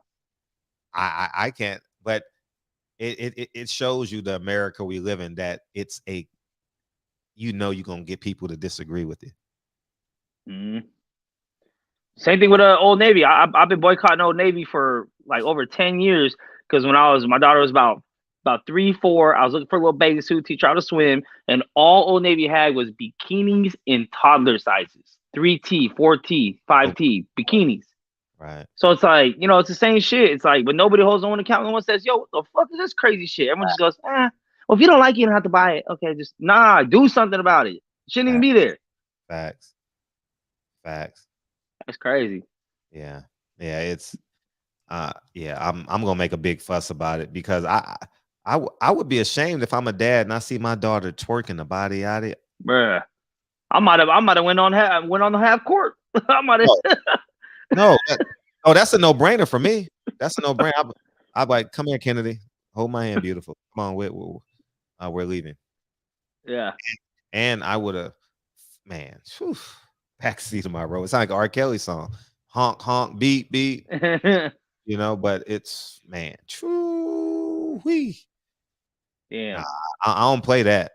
I don't play that. I don't play at all. I don't even play that music around my kids. My kids don't even know who Meg Thee Stallion is. As they shouldn't. They don't. Didn't you know? No, that's a white people song. We ain't never getting older. Yeah, that's the white people song right there. Oh, that Backseat of My Rover shit? Yeah. That was a white folk song. Shit was trash. Yeah. So, but I'm glad. I'm glad someone and the men got to do it. See, that's the difference. The men got to fucking grab their daughters. The fathers got to grab their daughters. Yep. So important that we be that strength, that masculinity, that line, that force field. Nah, you ain't. And people think it's about strength. I can beat you up. No, it's not about that. It's about integrity. That integrity line, dog. As he got a pimp as his thing. Like now I'm talking to a pimp now. All right, come on. Now we got to change the subject now. But the point I'm making is no, that's the hater's ball. Friend, that's Dave Chappelle. It's still a pimp. Nah, player hater. No, he's a hater, man. He's a player hater. Still like a pimp. I'm making a point to make a point. But the now you're looking at a pimp. But the point I want to say, the parents got to be that force field, man. Got to be that force field, yo. And if we're not that force field, then guess what? The single mom's gonna hype it up. She listens to that song when she get ready and put on her fake lashes every day. So the single mother's gonna be like, "Look at my baby." You know what I'm saying? It's like you got to be outraged, man. You got to let them feel you. You know what I'm saying? You got enough influence, Fred. You know some people that know some people. You can make some calls. No, I'm definitely. Oh, I called today, and I didn't have a chance to speak with him. I left him a message. I learned today that screen recording doesn't record my voice. You have to put the option on the mic. Really? Yeah, there's an option if it's just media, and then you can do media and mic, and it'll record what you're saying also. Really? At least on my phone it do. I got a Samsung Galaxy. So let's see. No, it does say screen recording stop something. Do I got settings? Maybe go on my shit. Every time I press it, it asks me every time beforehand. Do I want no audio? Yeah. There should be an option though to get yours too. You got a 13 or what you got? No, I got a Galaxy S22. Oh, Galaxy. Okay, I got a 13. So. Yeah. I'm pretty sure there's an option though. You might want to Google it, but if you set the setting, it might stay that way until you reset it. I'll YouTube it. I thank you for that. I'll YouTube it. But yeah, we definitely gotta draw the line, man. So are you in on Al Haymon charging $100 a month for pay-per-view subscriptions? Well, you get it free at work, you get it free at home. I'm just asking. Yeah, I got a fire stick. I'm good. I know, but for real, I'm not being sarcastic. How much weed can you buy with $100? Like a half ounce. How much is a half ounce? I don't like how many. Like 14 grams. I mean, probably get 14 blunts, 14 joints. A gram. 14 joints? That's a lot. Maybe 10 to 14, depending on how much you roll it. Shit, that's a lot. It's a good amount. Yeah, that's like a week worth of. That's like a week worth, right? That might be a zip though. In some cases, though. I mean, for 100, it's not gonna be good weed, but yeah, you get. Okay. You get twice as much. Mm-hmm. Yeah. For sure. I just think it's the same. What's up, Mr. Henderson? What's good, Joe? What's good, Joe? Nah, we chilling, dog. Yeah, damn, Max, you can get a half zip for 100. Yeah, some fire. Yeah, in Cali. In Cali, yeah. Is it the fire or the liar? That's the fire. I mean, the liar, you get that whole zip, for sure. But hey, Fred, I just wanted to say I appreciate you, man, because I looked into that. I still don't understand what you were talking about with that 13%, but I did look into the equity, being able to draw the equity out of out of my home as an asset. And I appreciate that. That's fuck, I can't even put a value on that information. Yeah, just don't over leverage yourself. That's all I'm saying. You know what I mean? You got to find the property when you pull out, find the property where you can make the mortgage payment and the money you're making probably will pay for the loan that you took out from your equity and the mortgage payment on your new property. You get what I'm saying? Yeah, I do. Yeah. And every time you pull out, it has to be for an asset. Your assets pay for your bullshit. You know what I mean? You got to get in the habit of, no, I don't smoke weed, Midas. You got to get in the habit, that mindset. You know what I mean? You only pull out loans and shit for assets. And your assets pay for your bullshit. So you want to smoke weed, you want to get, if you chase pussy, you know what I mean? You like going to Vegas once every quarter, whatever you want, you know? So, yeah. And you'll win that way. But yeah, I appreciate it. Thank you.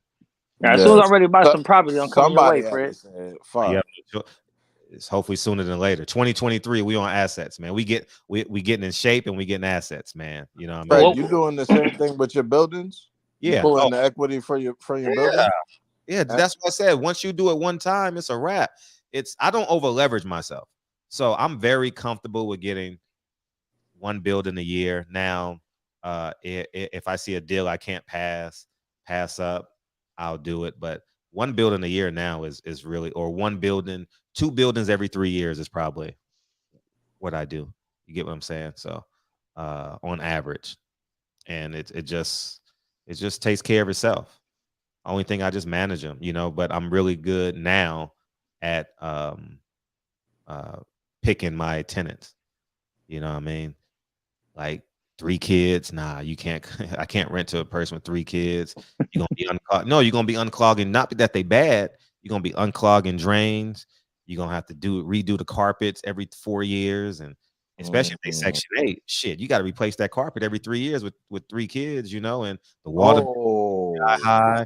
They gonna break all the knobs on the damn on the drawers. Oh, it's nah. So Fred, so you're Section 8. Old people. You're Section 8 in your no, you don't have to be. You don't have no. I rent to everybody, but I'm saying that if you go to Section 8 route, or even a free market person, you know, I would never rent to a person with I'm saying, like, the barometer for renting. There's a scale, you know, A1. You know, you got A1 paper, you know what I mean? You got A1, whatever y'all say. Yeah. But yeah, same thing with property. Preferably you want a single person. Preferably you would want like a single male, because the male knows how to turn on the water heater if it goes out. You know, they know how to reset their sockets, go cut the damn. There are women that don't even know. All you got to do is just reset the breaker. You get what I'm saying? Like you understand what I'm saying? So men know, like men subconsciously know not to park their car in a bad spot. Women will park their car anywhere. And it's just real subtle things that when you own property, these are the only things that you can, if you have property, you understand. You understand what I'm saying? So it is. Hey Fred, you didn't know that? I just saw that Floyd got an exhibition now in London. Yeah, he just announced it. I saw that. He's more active than all the whole PBC roster. He said, "Screw Al, I'm gonna get that bag over there." Oh man, yeah. Floyd is Floyd got shit to pay for. He ain't got time to be waiting on Al. Yeah, it is. You said it better than I did. Man. He got a lot of shit to pay for. You know what I'm saying? So yeah, Floyd out there getting that bag, $3, $5, $10 million at a time. You know, so you know he ain't making the money he once did, but he working. That motherfucker working, man. And he gonna do what he do until he can't do it no more. And he know Al Haymon in trouble. He know Al Haymon is, yeah. But it's all gonna make sense when Stevie Fulton come out. Adrian, what they gonna say? Are they gonna come in here and apologize? Are they gonna come in here and apologize? I don't even need they. What I need is Anthony. Oh Angela yeah. Oh, he was on the boxing voice. The boxing voice shut him down too with his nonsense the other day. I was laughing. So I did see that, but I don't know if it's consistent over there. You know what I'm saying? But I'm glad that he understands. But he does it on purpose though. At this point, you know what I mean? Oh no, Fred. No, he's not doing it on purpose. He's not. No. It's ingrained in him. He's a car salesman. It's just a part of his natural vernacular at this point. Yeah, it's just a part. But shout out to Ant. That's not a shot. I'm in the sales world. You know what I mean? It is what it is. Right. So, but it is what it is, man. And yeah, I can't wait. It's gonna be. I mean, it's sad though, really. It's sad. It's sad. It's sad. Really. Yeah, it's really sad. And it's really sad that men don't stand up and go get their daughters from 15-year-old daughters from twerking in front of grown men. You know what I mean? Man, my daughter would never, Fred. She already know I'm coming. Right. She already know. She would never not. Well, let's say I would hope she would never, you know? Like, I do what I can to instill some self-respect, provide the perspective from a man in a safe way, right? For a child to receive and be able to digest that information. And yeah, I just hope for the best. But that twerking in front of men, that would never happen. I don't even go in my tenant's place if the kids are home, male or female. I won't even go in their house. I'm not. When is your mom says she'll be home at 3? Oh, she's running late. She'll be back at 4. Okay, well, tell her I'll be back tomorrow morning. You know what I mean? Because I'm not fixing nothing with a 13-year-old boy or girl in there. And I don't have any incidents or nothing like that. But I mean, in 10 years, 15 years, I think I got a clean ass. I've never had no one call on me or nothing like that. But because they look for shit, the city get excited when you get a motherfucking slumlord or a motherfucking that's abusive or, you know, that sexual misconduct and shit. Nah, they salivate. You going in the paper, you do some bullshit like that. You know what I mean? Nah, they salivate. Dana Jones, what's up, man? When I owned my HVAC company and I had to run a service call, I was 175. Call was 175 and 325 after 7 p.m. I love women who own their homes and don't know nothing. Exactly. Thank you. You proved my point. Dog, I go sometimes to relight a pilot. I says, God. You lying. Man, I can't make this shit up. Light a pilot. And I'm like, oh, okay. I'm like, here's what we're going to do. I'm going to teach you how to do it. Do you hear this? Tick, tick, tick, tick, tick, tick, tick, tick. And I sent him a YouTube video. Here, this is the exact pilot. Okay, did you push this button? Okay, and then you know what I mean? So they've gotten better. So now, I learned. So now when you do your walkthrough, when you rent, you go through everything. This is how you light your pilot. This is the water cutoff valve in the front of the building. You go around back. This is how you reset your electricity and so on and so forth. So this is the stuff that I teach them now when they're coming in, you know, and whether it's, and it makes life easy. I say, you don't call me for this. Okay. You know, so it's but that's what happens when you rent to single women. It happens. I'm telling you, it happens. You know what I mean? And that's just it, man. So, but it's sad. It's sad, but it's also because the lack of men in our community, that these women are not even prepared to actually rent on their own. Sound like a lack of fathers, though, right? Yeah, and then that's a whole nother conversation that I'm gonna have, because I got 2 vacancies coming up in March and April. I'm just waiting on them to. they say they leaving. So you're creating kids, and the working class people gonna take care of them. Like, so for example, a single parent with 2 kids, single mother, not parent, single mother with 2 kids, the father is not around. That's stress on the YMCA, Boys and Girls Club, after school program, because the mom has to work. That's extra stress on them.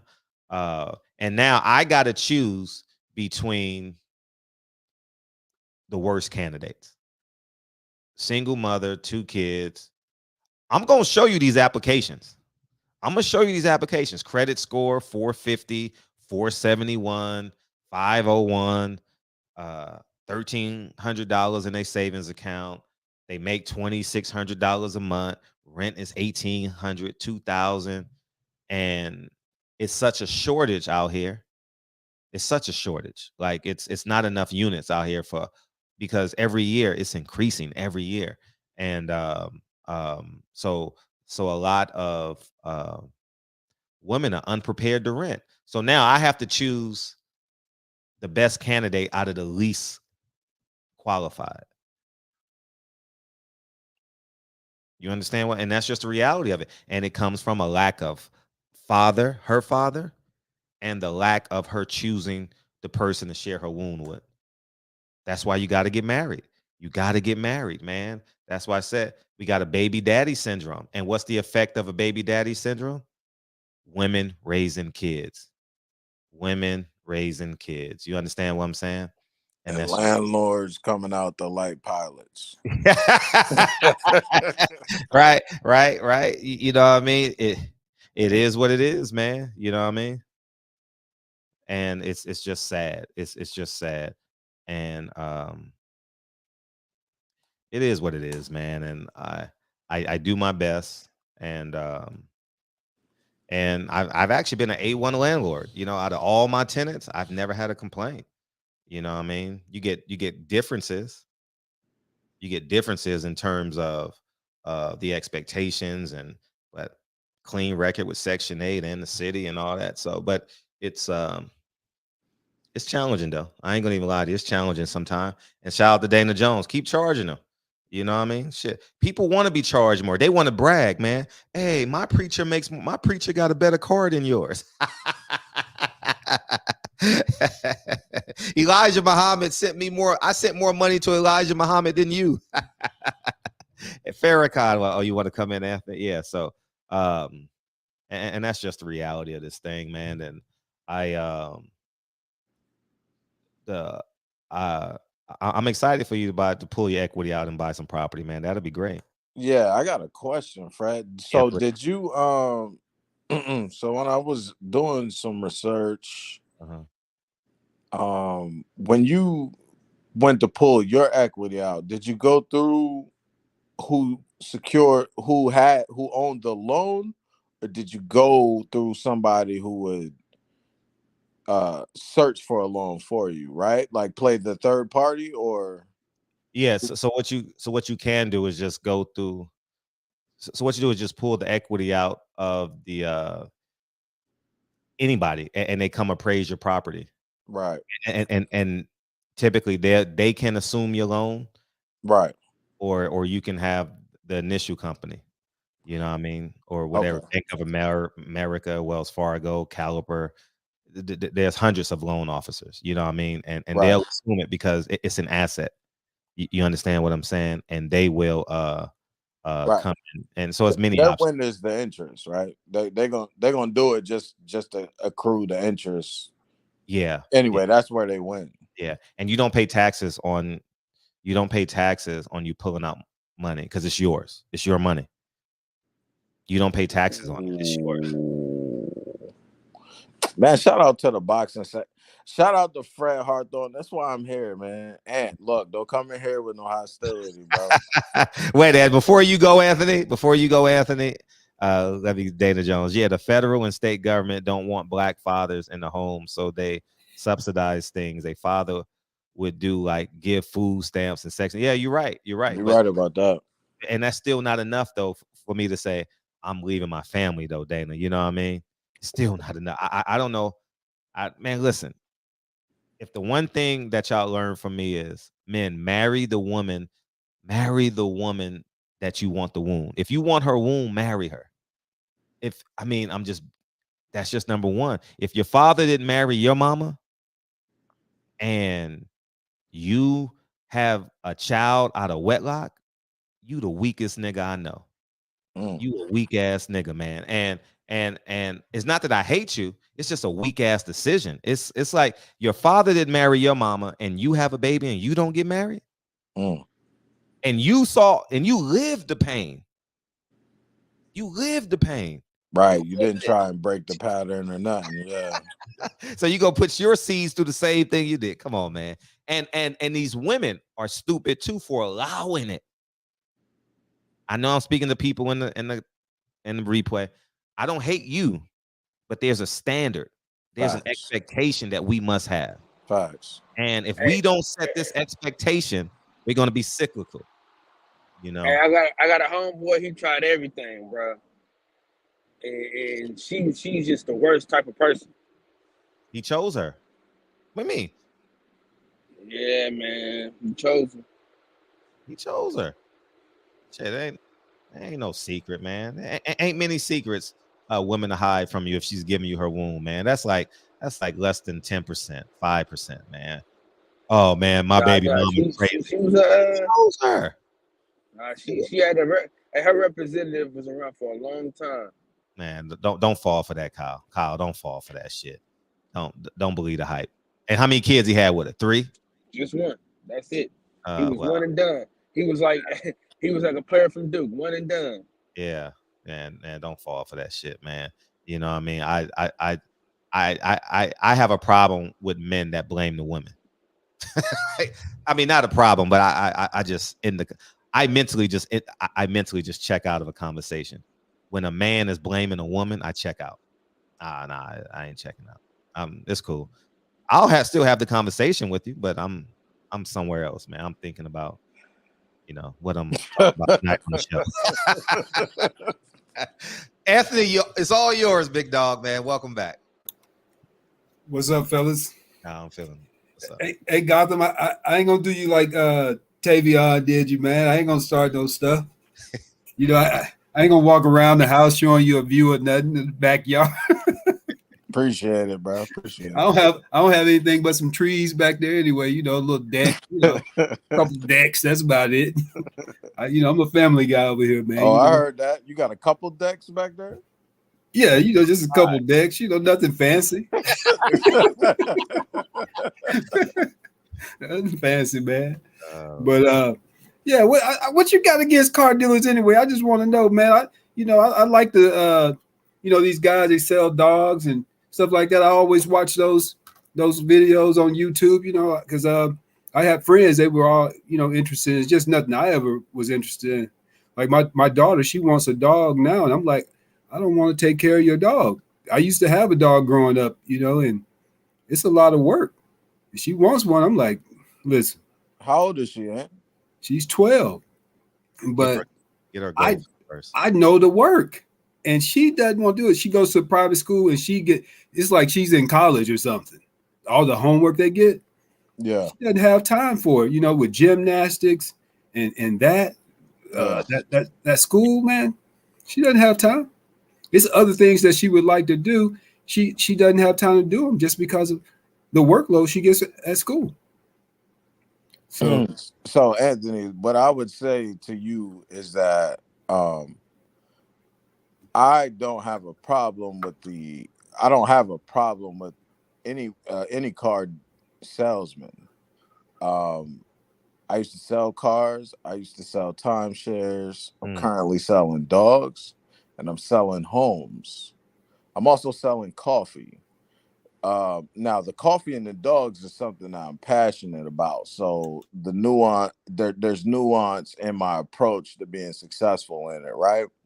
But when I would sell timeshares and when I would sell cars, just like I know, to be successful, it's a different level you got to tap into to be successful And that means turning off everything for the most part that makes you a human being, right? You become almost a I don't even know how to say it. Like we can maneuver in a room full of vultures verbally, right? There's no conversation that we can't have, because when you're trying to sell something, when you're trying to secure the sale, there's so many obstacles that you're going to have to combat, right, to get to the sale. And that just makes you, Anthony, a different type of human being. So when I hear you come in here and you defend the PBC, I understand what you're saying. I could sell somebody a 2015 Audi SQ5 or a Audi Q5, and I could sell it to him for $60,000 if he'll buy it. Now I know it's only worth 40, but if he's happy with the purchase at 60, my commission, that's all that matters. But what do I know? Just like you know, Anthony, he just got effed all the way. And that's the only thing I'll be saying to you when you come in here and you be like, oh, well, they signed the contract. Well, yeah, that's what I used to say when people bought a vehicle from me or a timeshare from me that was worth, $10,000, $15,000 over market value, right? So that's all I was saying.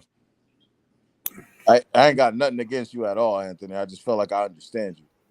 Yeah, I mean, it was really kind of rhetorical, but the thing is, I mean, what's one of the main mantras all the people on here, say all the time?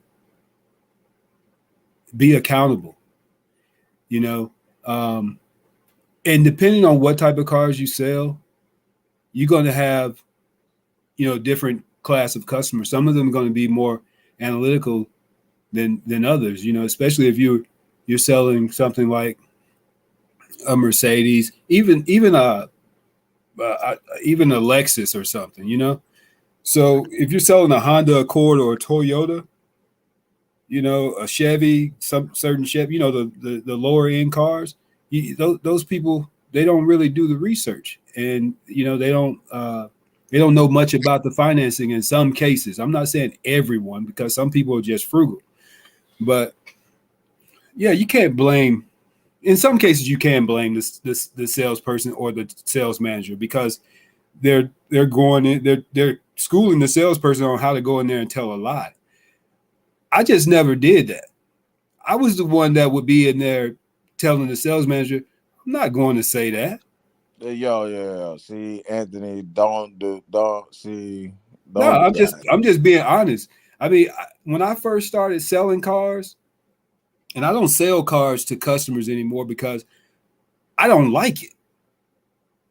I don't like I don't like dealing with customers. I mean, it's just, it's too much. You know what I'm saying? Just to maybe make $100 or $200 on a car, man. It's just a hassle.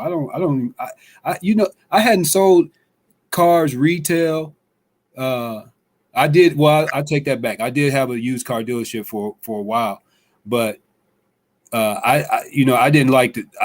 I didn't want to work there. And when it came to where I had to be there to work and do the deals, that's when I said I got to close it down, because I don't want to do it. I did the wholesale, so I wanted to go out and buy the car, and I wanted to sell it to the dealer, who could just say, "Yeah, I take it. No, I won't take it." That's it. I don't want to have to sell you on it. It has this it's this year, it has this many miles, it's in this condition. You want it? This is how much it is, and that's what I do now. I don't want to deal with the customer, retail buyer. You know what I'm saying? But yeah, I mean, you can't blame. I guess you can if they're just lying, but still, the customer has to do some research. So they both have to you see, Anthony, and then you say shit like that just makes my point. But you're right, though. They got to do research, man. You're right. Look, I remember we went on a vacation, and on one of those days, for us to go to Disney World or something, my wife had found something And I had never done it before. And it was at one of those timeshares, and they had us in there. And man, it was like, can we leave? I mean, God, dog, I said no. How many ways you want me to say no? I just did it so I can go, get half off at Disney World. Disney World. So yeah, I get it, bro. I know what you're talking about, but I understood because I was listening, and it didn't make sense to me, and I wasn't interested. And Right. Customers just have to. Some people just want the car, man. They don't care. They just want a car. They like, if you can get me in, I'll take it. If you can get me in, I'll take it.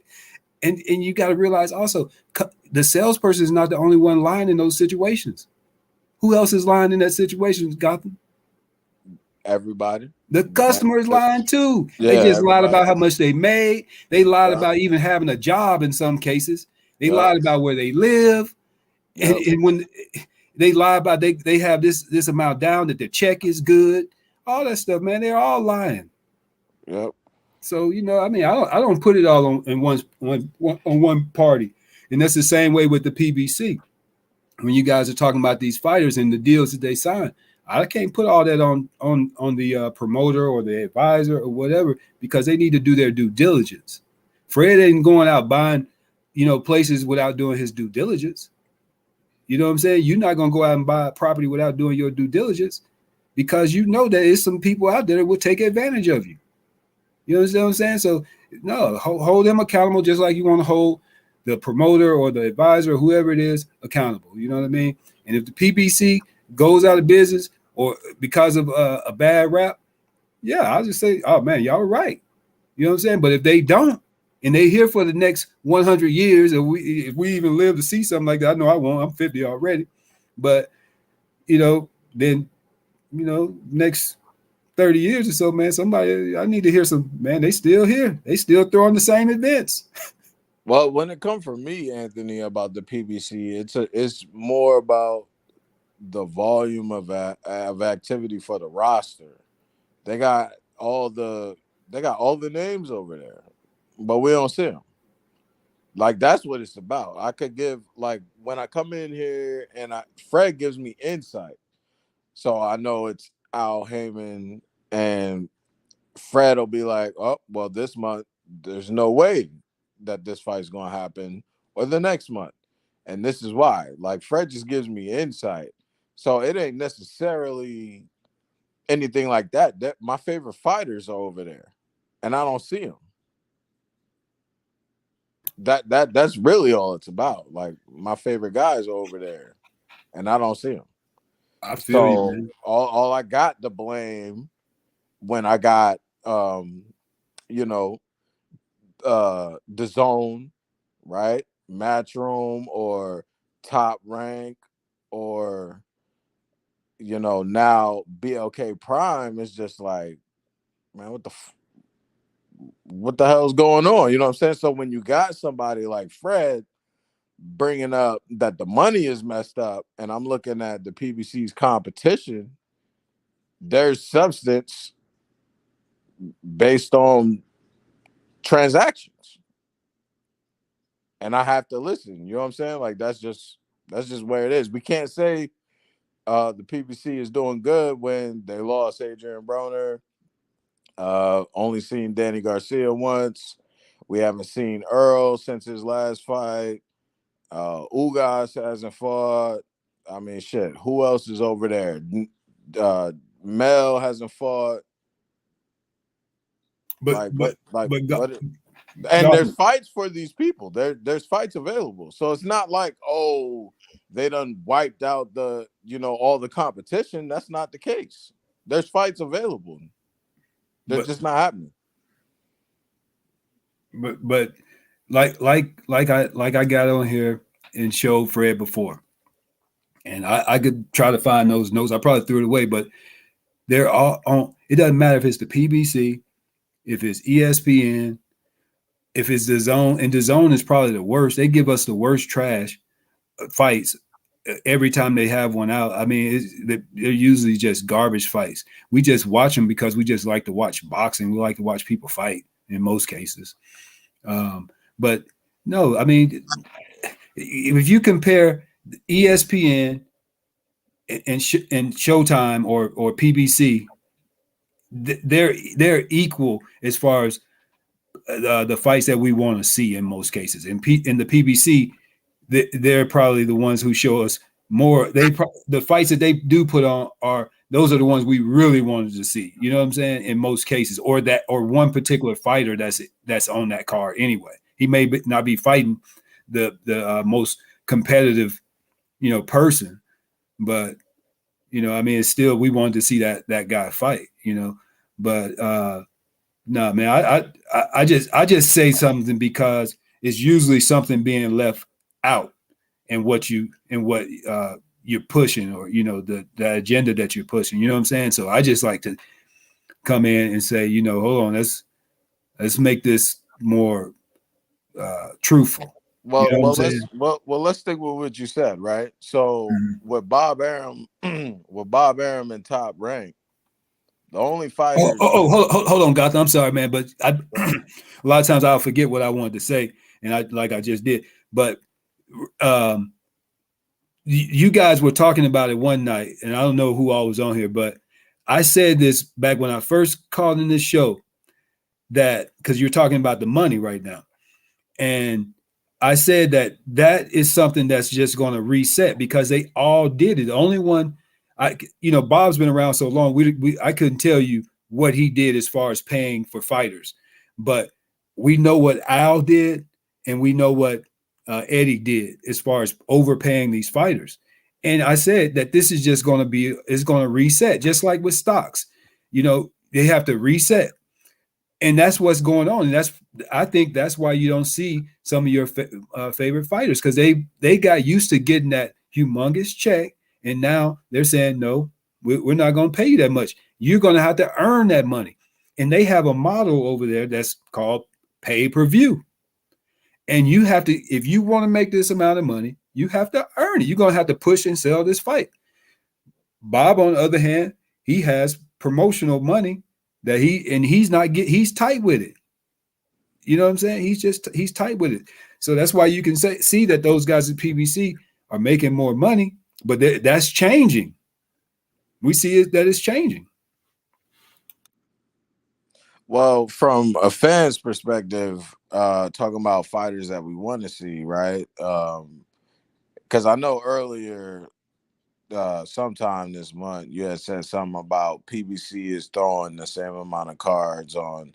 I don't do the card thing, right? I'm a fan of fighters, not promotions. So I saw, as far as Top Rank is concerned, I know I'm good to see Devin Haney, Shakur Stevenson at least twice a year.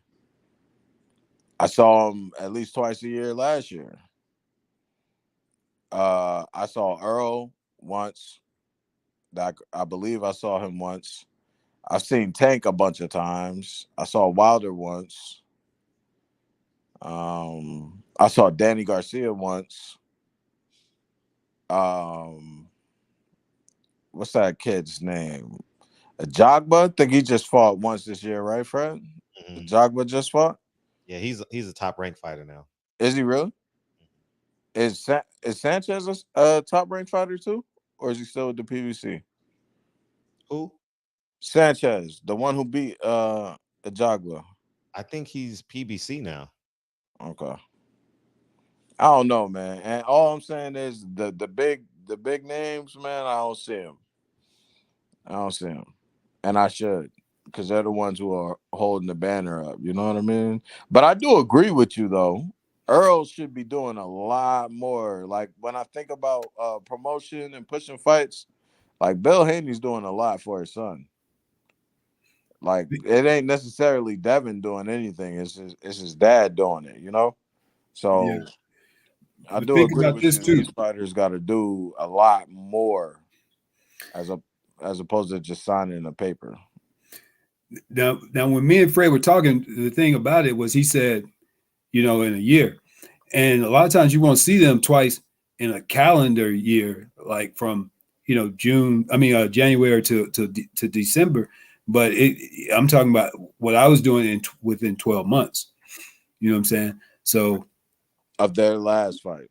Yeah, I mean, that's how you have to look at it in some cases, I mean, it's not like a Floyd type of event. I mean, Floyd was getting paid. I mean, the numbers just showed that he could have those dates every year. I mean, everybody expected him at that time. So he did fight twice in a calendar year in most cases. I don't remember a year that it didn't happen besides when he was retired, you know. But with that whole thing with the what's the boxing voice or the voice of boxing, whatever the name is. But you know, I listen to those guys quite a bit while I'm out doing my thing. But you know, I just didn't like how that guy, he's like, he flips and flops, but it's like just for sensational moments or something, you know, because like right now he's kind of backing up on all that right now. You know, he's got a whole nother thing, you know, that he probably did today or the day before, man. So yeah, you know, I wouldn't call in again to talk to him because he's too emotional, I guess I would say, for me. You know what I mean? But you know, it's like no real logic. And then people are trying to talk. I can't believe people actually pay to call in there, and then he just over talks them, you know, and curses them out and hangs up on them at some point. It's like ridiculous. But did you pay, Anthony? Nah, you can get in there free on Twitter, but I do like the show. I mean, it's very entertaining. It's very entertaining. It is an entertaining show. And he does a lot of interviews, you know, so he has, you know, he gets a lot of information out over there, you know, and I mean, it's a good looking platform, especially the second show they do. It looks awesome. I'm like, man, this thing is nice. Yeah, it does. So, yeah, he's doing well. He is doing well. He has taken it to another level in terms of podcasts. I applaud his work ethic for sure. And that's what he said. He said he's a podcaster. Can you explain that to me, Fred? I don't know what the difference is. YouTube is not podcasting? Yeah, podcasting is basically when you talk long form. And let me get the definition because I have it in my head, but I don't want to lie. I understand it, but I have never verbalized it. Podcaster. Yeah, because my oldest daughter, she was trying to explain that to me. She said podcast, because I was telling her I watch YouTube. She said I was calling it a podcast, and she said YouTube's not podcast. I think she was saying like it's no video on podcast. It's just talking or something. A podcaster or a podcast. Which one? A person who makes an audio or video recording and puts it on the internet is a podcaster. Right. So what we're on right now technically is a podcast. Now, when they first came out, they were like, you know, strictly audio. It's kind of changed with the times. Yeah. Audio with visuals is your traditional, is the new, that's a podcast. Audio and visual. Yeah, after that video, I got on YouTube and I did a video and I called it Messy Nester or something like that. I don't know. But I was just saying, man, that dude needs to get some testosterone pills or something. You know what I'm saying? Like, you are way too emotional, brother.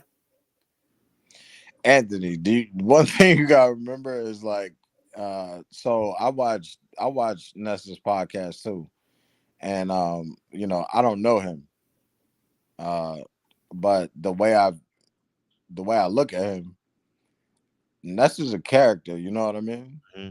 So Nessa's up there performing.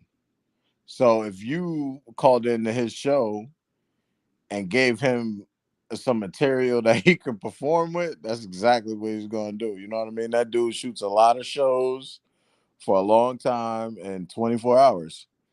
And you got to be entertaining and captivating. That's why I know what me and Tavion did on the boxing on the barbershop conversations. was entertainment. You know what I mean? It was it was entertainment gold, right? Whether or not it was what you would want to call, I don't know. It's entertainment though. It served the purpose, and that's why I did it. I wasn't upset. You know what I mean? Like the internet is, when you got eyeballs watching or just listening, you got to entertain the people sometimes.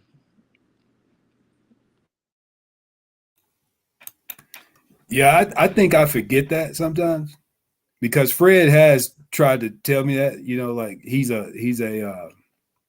what do you call yourself, a reporter? Or you don't call yourself a reporter, you say something else. Journalist, yeah. So I have to remember that, because, you know, Nestor's whole thing is, you know, when somebody, man, you are not telling the truth, I'm not gonna let you come on here and not tell the truth, you know. So I just didn't feel like he was being genuine that day, you know, and I just wanted to say something to him about it, because it was like all of a sudden he switched. It's like, okay, so Bud can go and fight because it's $10 million, but Spence is a duck now because he's going to fight Thurman. But if he had fought Bud, it would be no fight against Thurman, right? But it's Al and Spence's fault, because Bud decided, I'm going to go and get this 10 million. And he knows that Bud was negotiating with both parties at the same time. And he could have still signed, since he said that he agreed to everything, he could have still signed to make the Spence fight, even, you know, for after he fought the other guy in 2022. I mean, but he didn't sign the terms or whatever and agree to do it. So now it's Spence's fault, because if the contract or agreement was in place, then the WBC would not be forcing Spence to fight Thurman. So how do you make this whole argument and then just forget about all these interviews you did and all the other conversations that you had about it? It's like, come on, dude. And I was trying, but he wouldn't even let me get my thoughts out. And, you know, a lot of times, like when you know, if you start throwing a whole bunch of stuff at me, I'm probably going to kind of forget what I wanted to say. And now it's like it's an argument. And I'm like, man, this is crazy. I don't feel like arguing with you, but cool. I'm gone. So who do you blame then for the fight not happening? Well, I said it before. I mean, I only can blame the person that walked away from the table, you know. I mean, it's like I couldn't even give an example for it right now, you know, but I would just blame the person who walked away. I mean, if I went out and bought a piece of crap car, you know, who am I going to blame when I bring it home and it starts falling apart before I get to the house? I didn't get it checked out. I didn't do my due diligence. I can't blame the person that sold it to me when they said, here, sign right here, it's sold as is. You know what I'm saying? I can try to fight them, but if they don't give me anything when they go to court and they win, if they win, it's my fault at the end of the day. I bought it as is. You know what I'm saying? So he walked away, man, from the table for whatever the reason was. It was his decision. He walked away. Hey, that fight didn't happen because he walked away from it. And he said he walked away from it too. So, I mean, I don't have to make it up. Yeah, but he also said why he walked away from it. How you feel about that? Yeah, but the reason why it doesn't really matter as much as you walked away, because on one side you say, hey, I don't care. I just want to make the fight. I just want to show everybody I can beat this dude, right? It ain't about the money. It ain't about belts. I just want to beat this dude. And then you walk away and you fight somebody else, and then you want us to say, oh, it's okay because I'm getting $10 million. And then everybody's running around saying, oh, they offered him a no guarantee. That's not even true. His own trainer talked about how they started off offering $7 million or something to him. And they kept saying 25 or 22. And then they go down to 15. Don't call unless it's 15.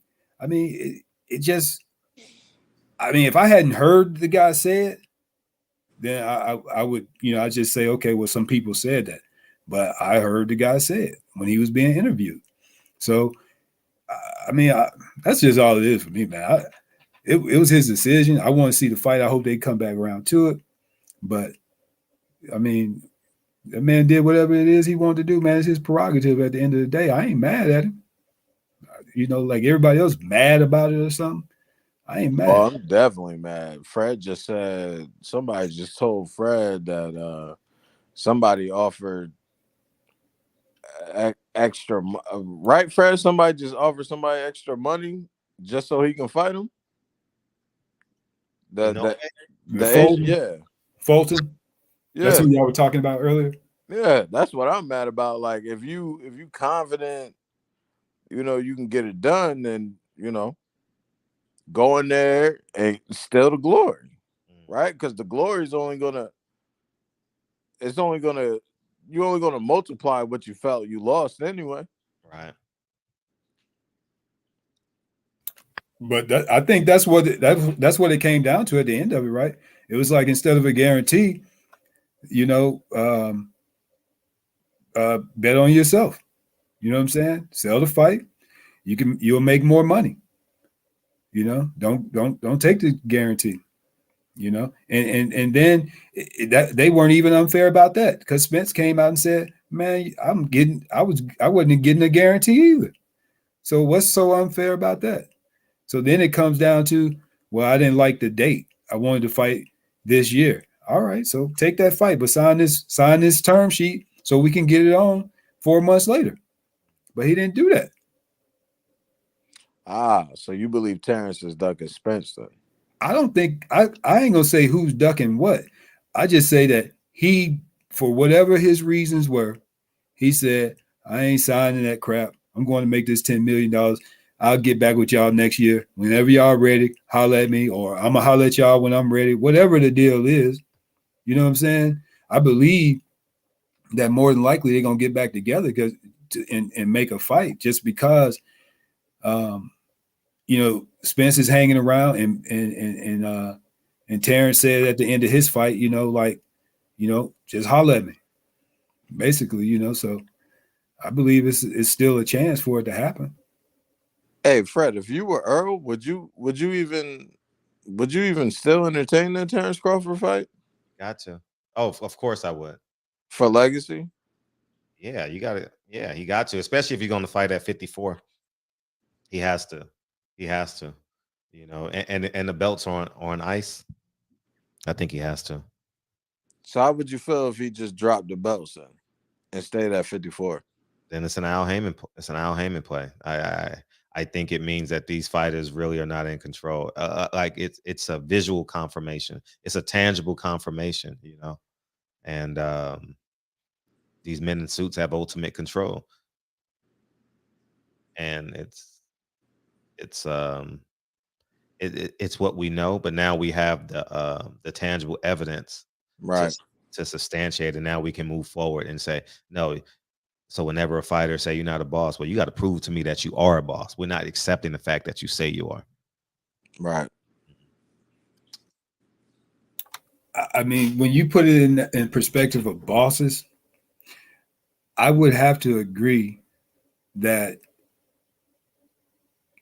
Terrence, to me, the way it appears anyway, I mean, just I can only go by what I see, that he is in more control of what he's going to do. Currently, because he's not going to someone else, as far as what I can tell right now, for advice. Spence, on the other hand, is going to someone else for advice, which I'm not saying it's anything bad or bad to do, because if you just feel like this person knows more or understands more about contracts and the terms of contracts or whatever, than you, and you just like the way they explain it to you or whatever it is, and you pay for that. I mean, that's fine, but you're not, I ain't gonna say you're not ultimately making your own decision, but you are being, you have some persuasion there from someone else because you're taking their point of view and you're analyzing it from that perspective and not totally from your own perspective. You know what I'm saying? But I mean, at the end of the day, I don't know how much that really even matters. You know what I'm saying? Because it's I guess it could be based on aptitude, as well. You know what I'm saying? So, Bud just feels more comfortable with it. And just like I said, when this first thing, when Bud first came out with his live, I was like, it just seems like one person is more comfortable with this structure, and the other person's more comfortable with the guarantee structure. Right. Because when he comes and says, that's another thing that Ness was making a big deal about. He got 50 million, and it's like, well, when you look at it like that, then where's this difference in the split? And so when you look at that, you say, well, if I'm Spence, I don't want your 25 million. If you got 50 million, come to me and say, hey, I got 50 million. You get 65, I get 35. Now that would have been something that Spence could have said, oh, all right. Let me look into that. You know what I'm saying? But when you come 25 for me, 25 for you, now that's Bud wanting to take control of the situation. And I think I would have to say that I think that was the biggest issue for Terrence. He doesn't like to not be in control of the situation. And if he wants to be a 50-50 partner with you, if anything, his ego is that big. You know what I'm saying? That's ego. I think that's just business. It was ego. It's ego if you go out and you get 50 million and you want to change the terms. You see what I'm saying? Well, we don't know that. We don't know what the terms would have been without that speculatory. Well, I thought the terms were that he said was that they were taking 35%. That's what Bernie said. That's what all those reporters said. If he would have controlled, you get what I'm saying? No. So, but when he said he had 50 million, he said 25 you, 25 for me, right? Right. But they didn't negotiate it. You get so. Yeah. So that's what I'm saying. I think if he had come in and say, hey, I got 50 million, you get your 65, I get my 35, and let's go. Let's do it. Right? Yeah. That's theory, but they got to get there. You know what I mean? What do you mean? You got to negotiate it. They didn't get that far. It was just a part of a phone conversation, it seems like. But on his live, he said 20, you get 25, I get 25. Yeah, on that, but they didn't negotiate it. You understand what I'm saying? Oh, you saying that you think Spence should have said you started negotiating? Nah, man. Out of 50, I'm getting 65% of that. Sure, I think that would have been the move. And you wanna make Crawford out to be a liar or a truth sayer. You don't know, because ain't no one making 25 million on pay-per-view in America. I don't see no fight that can generate 50 million pay-per-view buys. And what I mean by 50 million that goes to the fighters, not 50 million that it grosses. Excuse me, let me correct myself. I don't see it. Yeah. So if he had 50 million, when you say it like that, then some of that 50 million would have either had to go towards putting on the fight. No, it was 50 million, and they both get a guarantee, and once they get into the black, then it goes into the splits. Oh, okay. So the 50 million he was talking about was just the guaranteed money. Right. And then whatever would have came above that, they would have split on that, on the 60, 65. I mean, I'm saying they would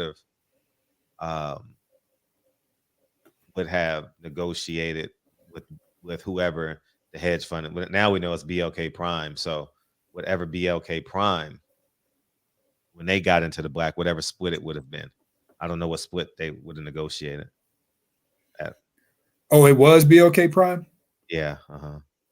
Oh, that's my first time hearing that too. Because he said he had 2. One was BLK Prime.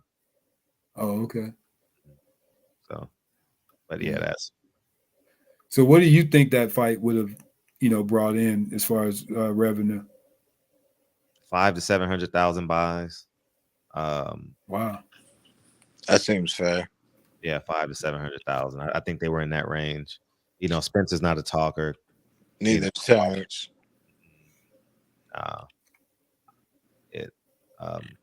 They wouldn't need help. They would need help to make it big, or just have a great first fight. If they have a great first fight, then it does. The second one is sold. Yeah. The second one does astronomically. Yo, Fred, that is really frustrating though. Like to be a fan of combat sports. Yeah, and, don't get it. Like I don't Fred, what don't they understand about that? I don't get it. It's like you can't just go to the gym and fucking train. That's not how it works. Yeah. And I don't want to cancel. Who wants to cancel the Cowboys and 49er game this weekend? Nobody. Exactly. We're canceling Spence and Crawford. We're going back to week 8. Yeah. So. Yeah, that's weird, dude. That's the only thing I don't understand about this whole boxing game. It's like they will turn down money. I don't get that. That's why I don't. And even the guy, he comes in and he can't even just say one or the other. Which one is more important? I mean, it's like, dude, just answer the freaking question. Like, which one is more important? Having these belts or getting the biggest purse you could get? I mean, what's so hard about that question? They're intertwined as well. The more belts you have, the more money you make. So they're intertwined. As much as the promoters. See, the promoters hate the belts when you get a no-name mandatory. They love the belts when the pay-per-view numbers and the ratings are high. You know what I mean? So they have a love-hate relationship. But still, isn't that still a simple? Isn't that a yes or no question though? Yeah, but they're in a position where the belts are paying them. But what about that's why he's getting a Loma fight. But when you take Tank or Floyd and these guys that say, I don't give a dang about them belts, and then they're making as much or more. Yeah. I mean, but they're separate. Yeah, like every book tells its own story. So Tank's story is becoming an attraction. Tank's success, Devin's success is tied to those 4 belts. He's undisputed champion. So that's why he has the the esteem right now. And he knows it. And that's why he's gonna kill himself to make 135 one more time. Yeah.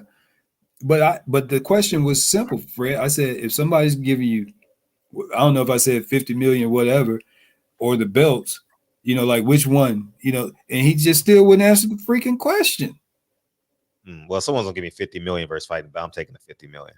But he wouldn't just say that. He went all around the block. Well, on my block. So you saying if you on this block and I'm on that block, and you say you're gonna kick my ass, and I'm on the other block.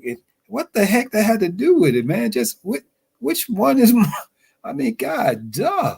Well, if you look at the brand has always been the belts with the Haney camp. So I mean, that got the Bill didn't have to answer the question. Yeah. I think we were able to figure it out. Once he hung up anyway, that it was. It was the belts, but he just wouldn't say it's the belts. I mean, God, dog it, man. Just answer the doggone question. So, Fred, I got a question, right? Say, through this whole, I think we just uncovered the real issue with Haney and Tank. What's that? Haney's clout is attached to them belts as opposed to Tank. Tank's an attraction. Right. So when it comes to negotiating that fight, even though Haney got all the hardware, Tank would clearly be the A side. Clearly. Even with all your belts. And that's what they're fighting that about. Magnitude is going to be pay-per-view. Oh, that's a big pay-per-view fight. I mean, really and truly, that's what they're fighting about right now. Who is A or B? All this trash talk is I'm the A side, and they're not saying it. But that's what they're having this verbal combat about right now. There's nothing to discuss. It's obvious. There's nothing to discuss. I don't even know what. So yeah, I don't even know. But there's nothing to discuss. You know what this kind of that whole thing reminds me of? Floyd and Zab Judah. People who start off kind of cool, but they're competitors, and it's already leaked over to the trainers, and they ain't even gotten in the ring yet. You know what I'm saying? It's like, Calvin Ford is literally like the dad to Tank, and then you got the biological dad over here, and they already ready to scrap. Fred, who you got, Bill or Calvin Ford? I think we know who would win that one. If it's in the ring, anyway. I don't know about in the street. Who would win in the ring, man? I don't know. What, Bill's a professional? Because I thought Calvin was like a professional, like kickboxer or something. Was he? I didn't know that. Yeah. Oh, okay. Well, he would be the favorite.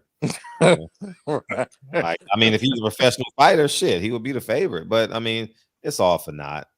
It's all for naught. I mean, Bill has never fought, right? I mean, he doesn't really train, right? He's always had somebody to do the training, right?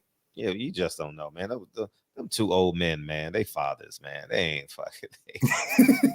It sounds like fighting words. I don't want to see two fathers fighting, man. That's I don't want to see it either. But I definitely think Bill, and I know he's gonna see this, because even though I don't know why he don't pop up over here. He might to pop this shit.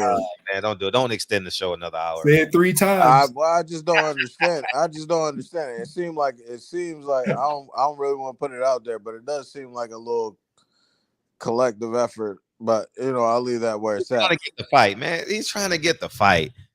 It's not fighting words. I mean, it may go a step and beyond, but these men ain't fighting and destroying a $1 million charm, man. Nah, they ain't happening. Why does he want to fight Tank? It's the money fight. Oh, okay. So then sacrifice that A side, and that's what it is. We don't get, because that's the truth, Fred. Well, they both don't matter that he's undisputed, Fred. Well, they both got. No, it does matter, because that's why Devin's getting the fight, because he's undisputed. He makes a case.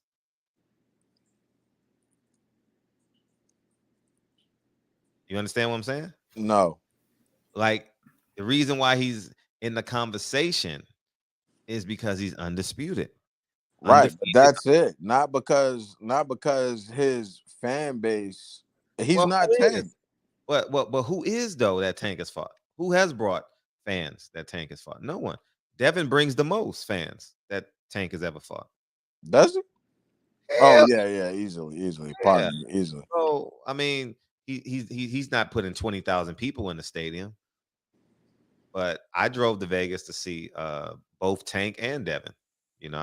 So they both are my interest. But it's a really compelling fight. I like him too, but I don't know if anybody, man. No casual knows who Devin Haney is. No, I would disagree. He's popular. I don't think so, Fred. He's pretty popular. No, he's not. Where? He is. He's popular on YouTube. I'm being 100. He's popular. Devin's popular. He doesn't control, because he got the Floyd tag. Floyd, in terms of promotion, gave Tank a lot of credibility. Keep in mind, Broner first. than Floyd. So imagine those two tags. Or think about it like this. Tank. That's what I'm saying. That's the rub that Tank got. Yeah. Haney don't have that rub. No, Haney's the one I'm saying is not popular. But y'all said his girlfriend is real popular, and I don't even know who she is. I don't know her name. Y'all got to tell me who she is. But last time we talked about her or mentioned that, y'all said she got like 20 million. India Love is her name. Oh, thank you, India. Wait, he got India Love? Oh, I know who she is. All right, never mind. Yeah. I have no idea who that is, but y'all taught me about it, so I don't. But if you think about it like this, there are several YouTube channels with over 1 million subscribers, right, and then you have even some of the smaller YouTube channels that have, like I think Blue Blood, he may even have like 600, I think, or 400 or something like that. Oh, he's popular. In the ego boxing, he has like 300 or 400. I'm sure. So, I mean, Devin is popular, dude, because I mean they talk about that. Bro. This is them names that you just listed. All due respect to them. I like Blue Blood. I respect why I keep doing them long intros, but I hate them long intros. Bro, you talking about a small circle. Tank, I'm talking about casuals know who Tank is. Yeah, he's more popular. I would say Tank is more popular. Yeah. Both things can be true. Tank is more the answer is Tank is more popular than Devin. That's the answer. By a country mile. By a country mile. It's not even close. Give a percentage. 75%. 75% is not even close. I don't think that much. Maybe 30. Man. But I mean, where do you see him, Fred? When's the last time you heard Devin speak? Last time you heard Tank speak. It's not. I heard Tank speak like 2 weeks ago. Yeah, because he just had a fight. Yeah, but even before that, he was arguing with who's he arguing with? Blue Blood. Blue Blood. Yeah. Blue Blood. Mm-hmm. But it's only about a 30% difference, if that much. And the difference is really that you have more. Tank has more street credibility. And it's more street credit. It's more street guys into the boxing scene. That's really all it is. And I'll be honest, I'd rather have Devin than Tank. I don't care. He can have all the money, all the fans. I want this train to go 75 miles an hour for 20 years.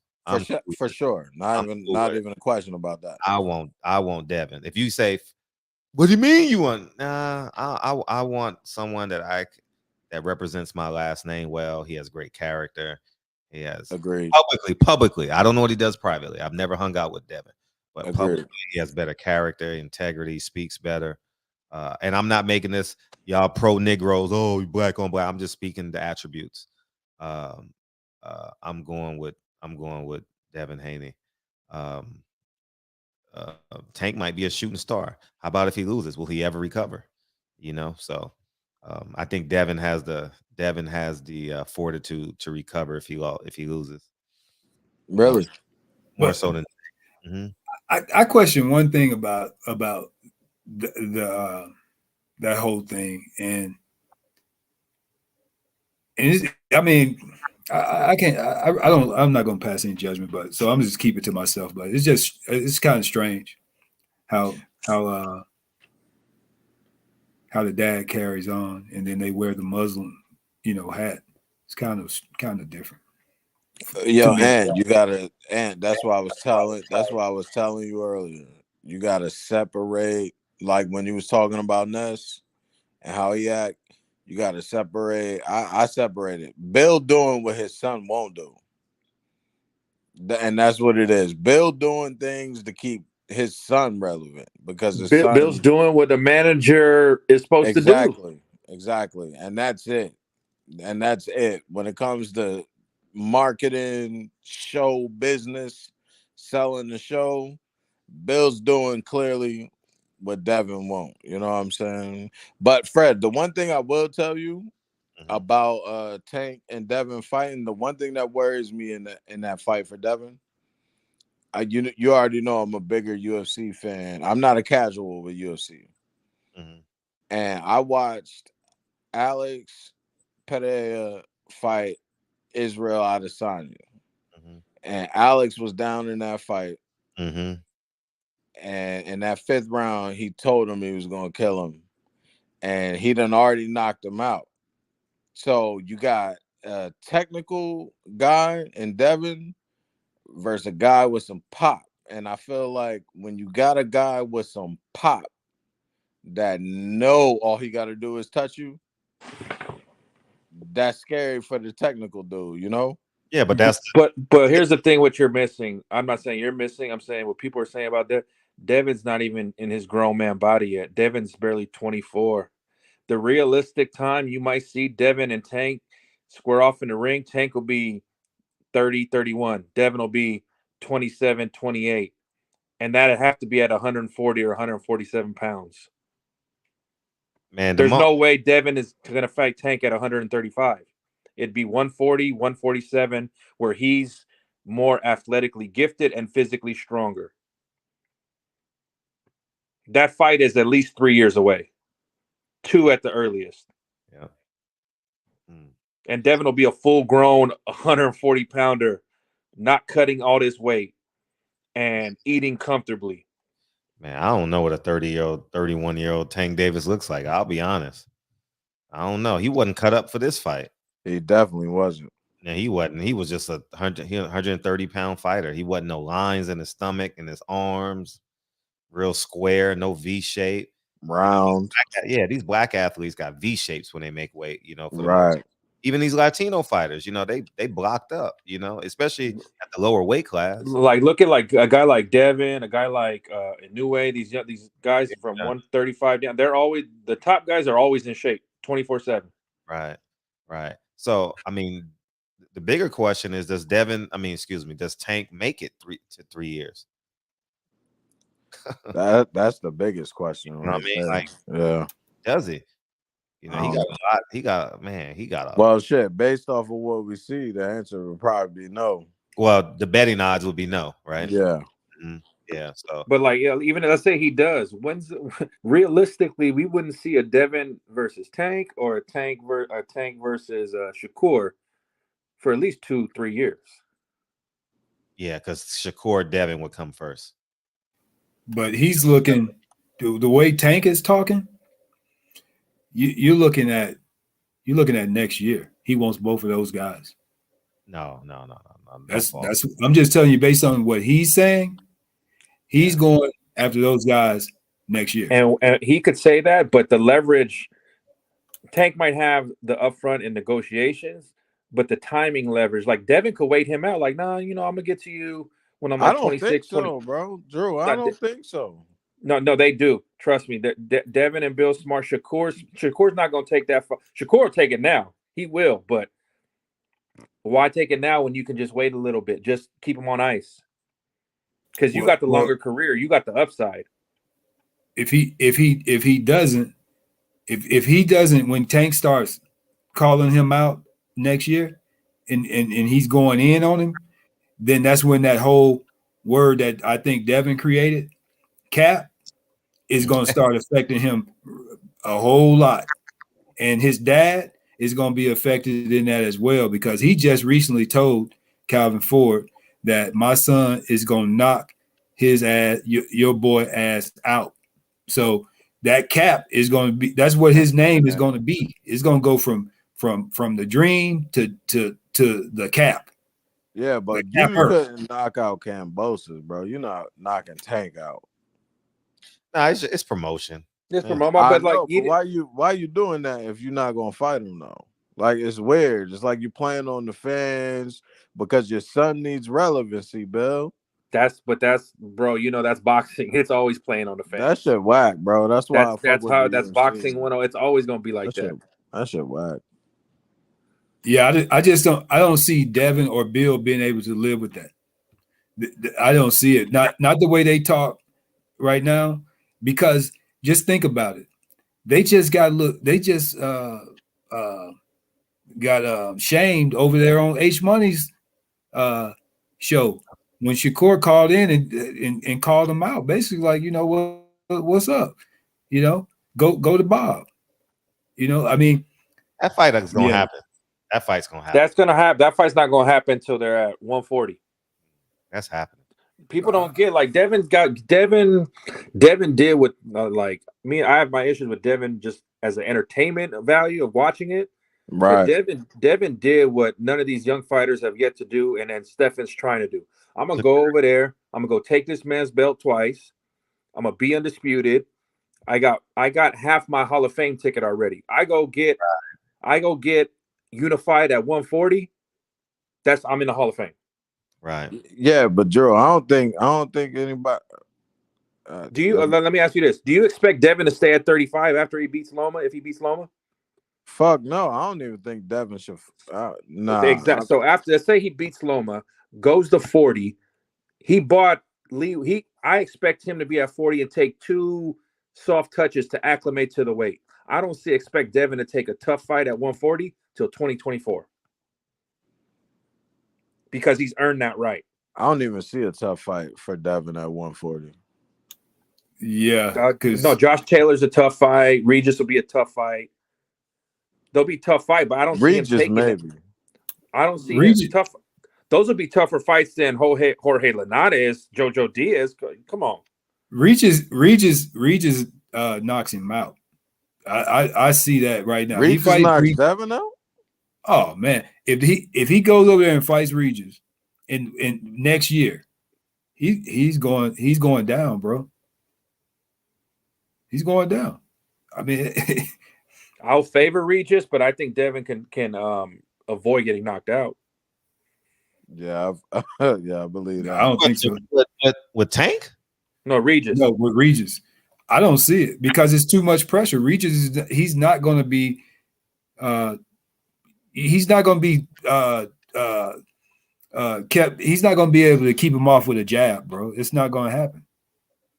It's just not going to work. I don't see it. When Devin moves up to 140, he'll fight like a Chon Zepeda and another decent top 15 guy to get acclimated. We won't see him fight a top 7 guy. Yeah, Drew, but I don't believe Devin can afford that. Hey, man. but when has Devin showed you something different though? When has Devin showed you that he wanted some soft touches? I'm saying soft touches as to acclimate to the weight. Devin can't afford that, bro. He's undisputed right now, and he's 24 years old. About him. No one is. Devin moves up to 140 after this Loma fight. Do you expect him to fight Josh Taylor? Yeah, he's going his first fight there. Honestly, he needs to. He's undisputed. He's going to go for a belt. He's going to, bro. He's going to petition to fight a champion. I mean, why would he want to go up there? He's going to petition to do, but that's not going to be the first. No, they're going. That's how fighters have always moved. I'm going to get in line. I'm going to be next, but let me just acclimate to the weight. But not when you're a champion, not when you have. Yes, you would. What's Canelo doing right now? He's coming off of surgery. What's he going to do? Have a soft touch. But he's undisputed. It's still a soft touch. Devin's earned that. More people are going to be cool with Devin taking a top 15 guy in his first fight at 140. No one's going to say he's ducking the champions. But the difference. This is the difference, Drew. Canelo's not giving up his belts to go and do that. Devin's going to give up his belts. You see what I'm saying? He's not going to come back down to 135. And he's going to pick the right sanctioning body where he can get the belt the quickest, but not on his terms. He could pick when he moves up to 140, he can pick whatever sanctioning body he wants to be the number one contender, the mandatory. Okay. I mean, if he doesn't, no, you can't. That's what Inoue did. That's what Inoue just did. He gave up all his belts, and I wanted to go after Stephen Fulton. That's what Haney's going to do. But he's not going to just rush to go fight. Bill. They're smart. We're going to get the top guy, but we're going to just let me get Too Let me get a smart. fight where That's I'm why Bill will keep accurate. talking. They're too smart, and that's why Bill's gonna have to keep talking on Yeah, YouTube. it's all right. It's not all right because the world don't give a fuck about Bill Haney. It's not all right. It's all right if as long as it's it's all right with that. It's all that matters with is Bob Arum and ESPN. As long as they endorse that check and they're okay with the opponent, that's all that matters, right, Fred? They don't care. Right. Yeah, I mean, I could see it that way. You know, if he gets up there, he gets with someone and they rank him. Yeah, I mean, that's another way to go. I just thought he would have wanted to go up there and fight somebody with a belt, you know, right off. But like you said, he could fight the weakest link with the belt, and it ain't Regis. That's not smart, man. That's not smart. Like who's fighting for the WBA, Fred? They ordered that fight. I know it's a PBC. Ponce and oh man, I don't know him. Yeah, I can't remember either. They said it the other day too. I don't remember. Because Taylor and Catterall are fighting for the WBO. WBO. Somebody. It's two. Regis got the WBC. It's two lesser known fighters. So two guys fighting for the BA. It's WBA and then WBO. The IBF is vacant. There you go. Devin could go fight. They'll give Devin whoever he wants for the vacant. Facts. There we go. And it's on the major. Man, y'all give y'all closing remarks, man. Damn. Anthony, get out of here, man. What you got, man? I ain't got nothing, man. Thank you for coming in. All right, man. Y'all take it easy. All right. I just want to say I apologize. I don't apologize. I said what I said to Stephen Fulton so he can get off his ass and go over there and get that money. Win or lose. I'm happy that he's going to go get paid $3 million. He deserves it. He don't duck no smoke though.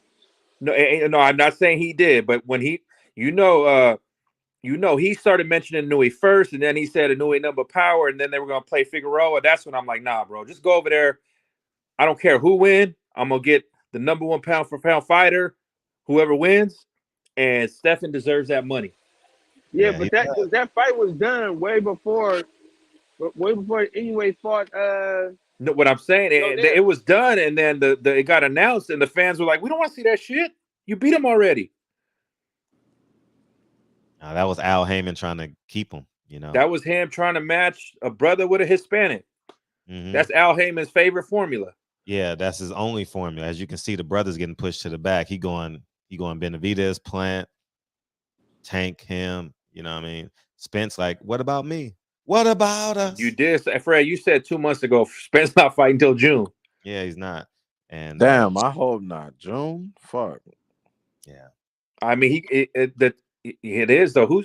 You're not gonna put Spence on pay-per-view over Tank and Ryan? You don't think he's doing something Ebony? You think what? April? No, I don't think so. That's Tank Ryan. I don't even think they can do it though. I don't even think they can put. I don't know. Their money's so low, man. They doing so bad. They'll get there. Hey man, let's get out of here, man. Anything else, Drew? Oh no, go ahead, fellas. Y'all have a good night, you, man. Mr. Henderson, what you got? Yes, sir. Shout out to the platform. I'm beaming you out, Anthony. Thank you, Anthony. Shout out to Mr. Fred.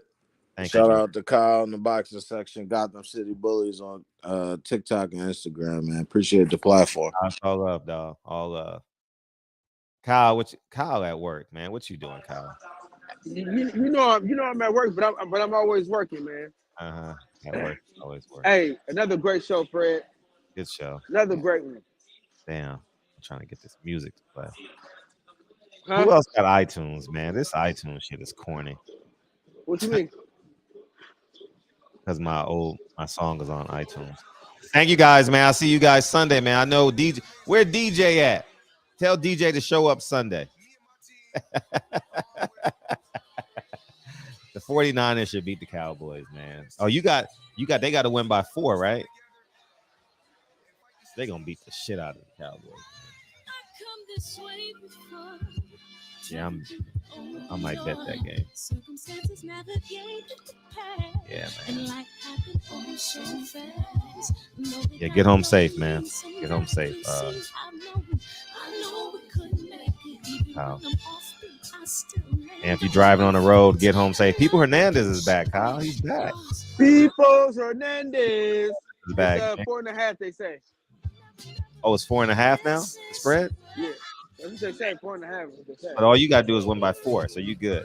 You ain't got no hook. A half point is called a hook. Yeah, you good. You win by 4 or more, you good. Yeah, they ain't got nothing for us, man. I'm telling you.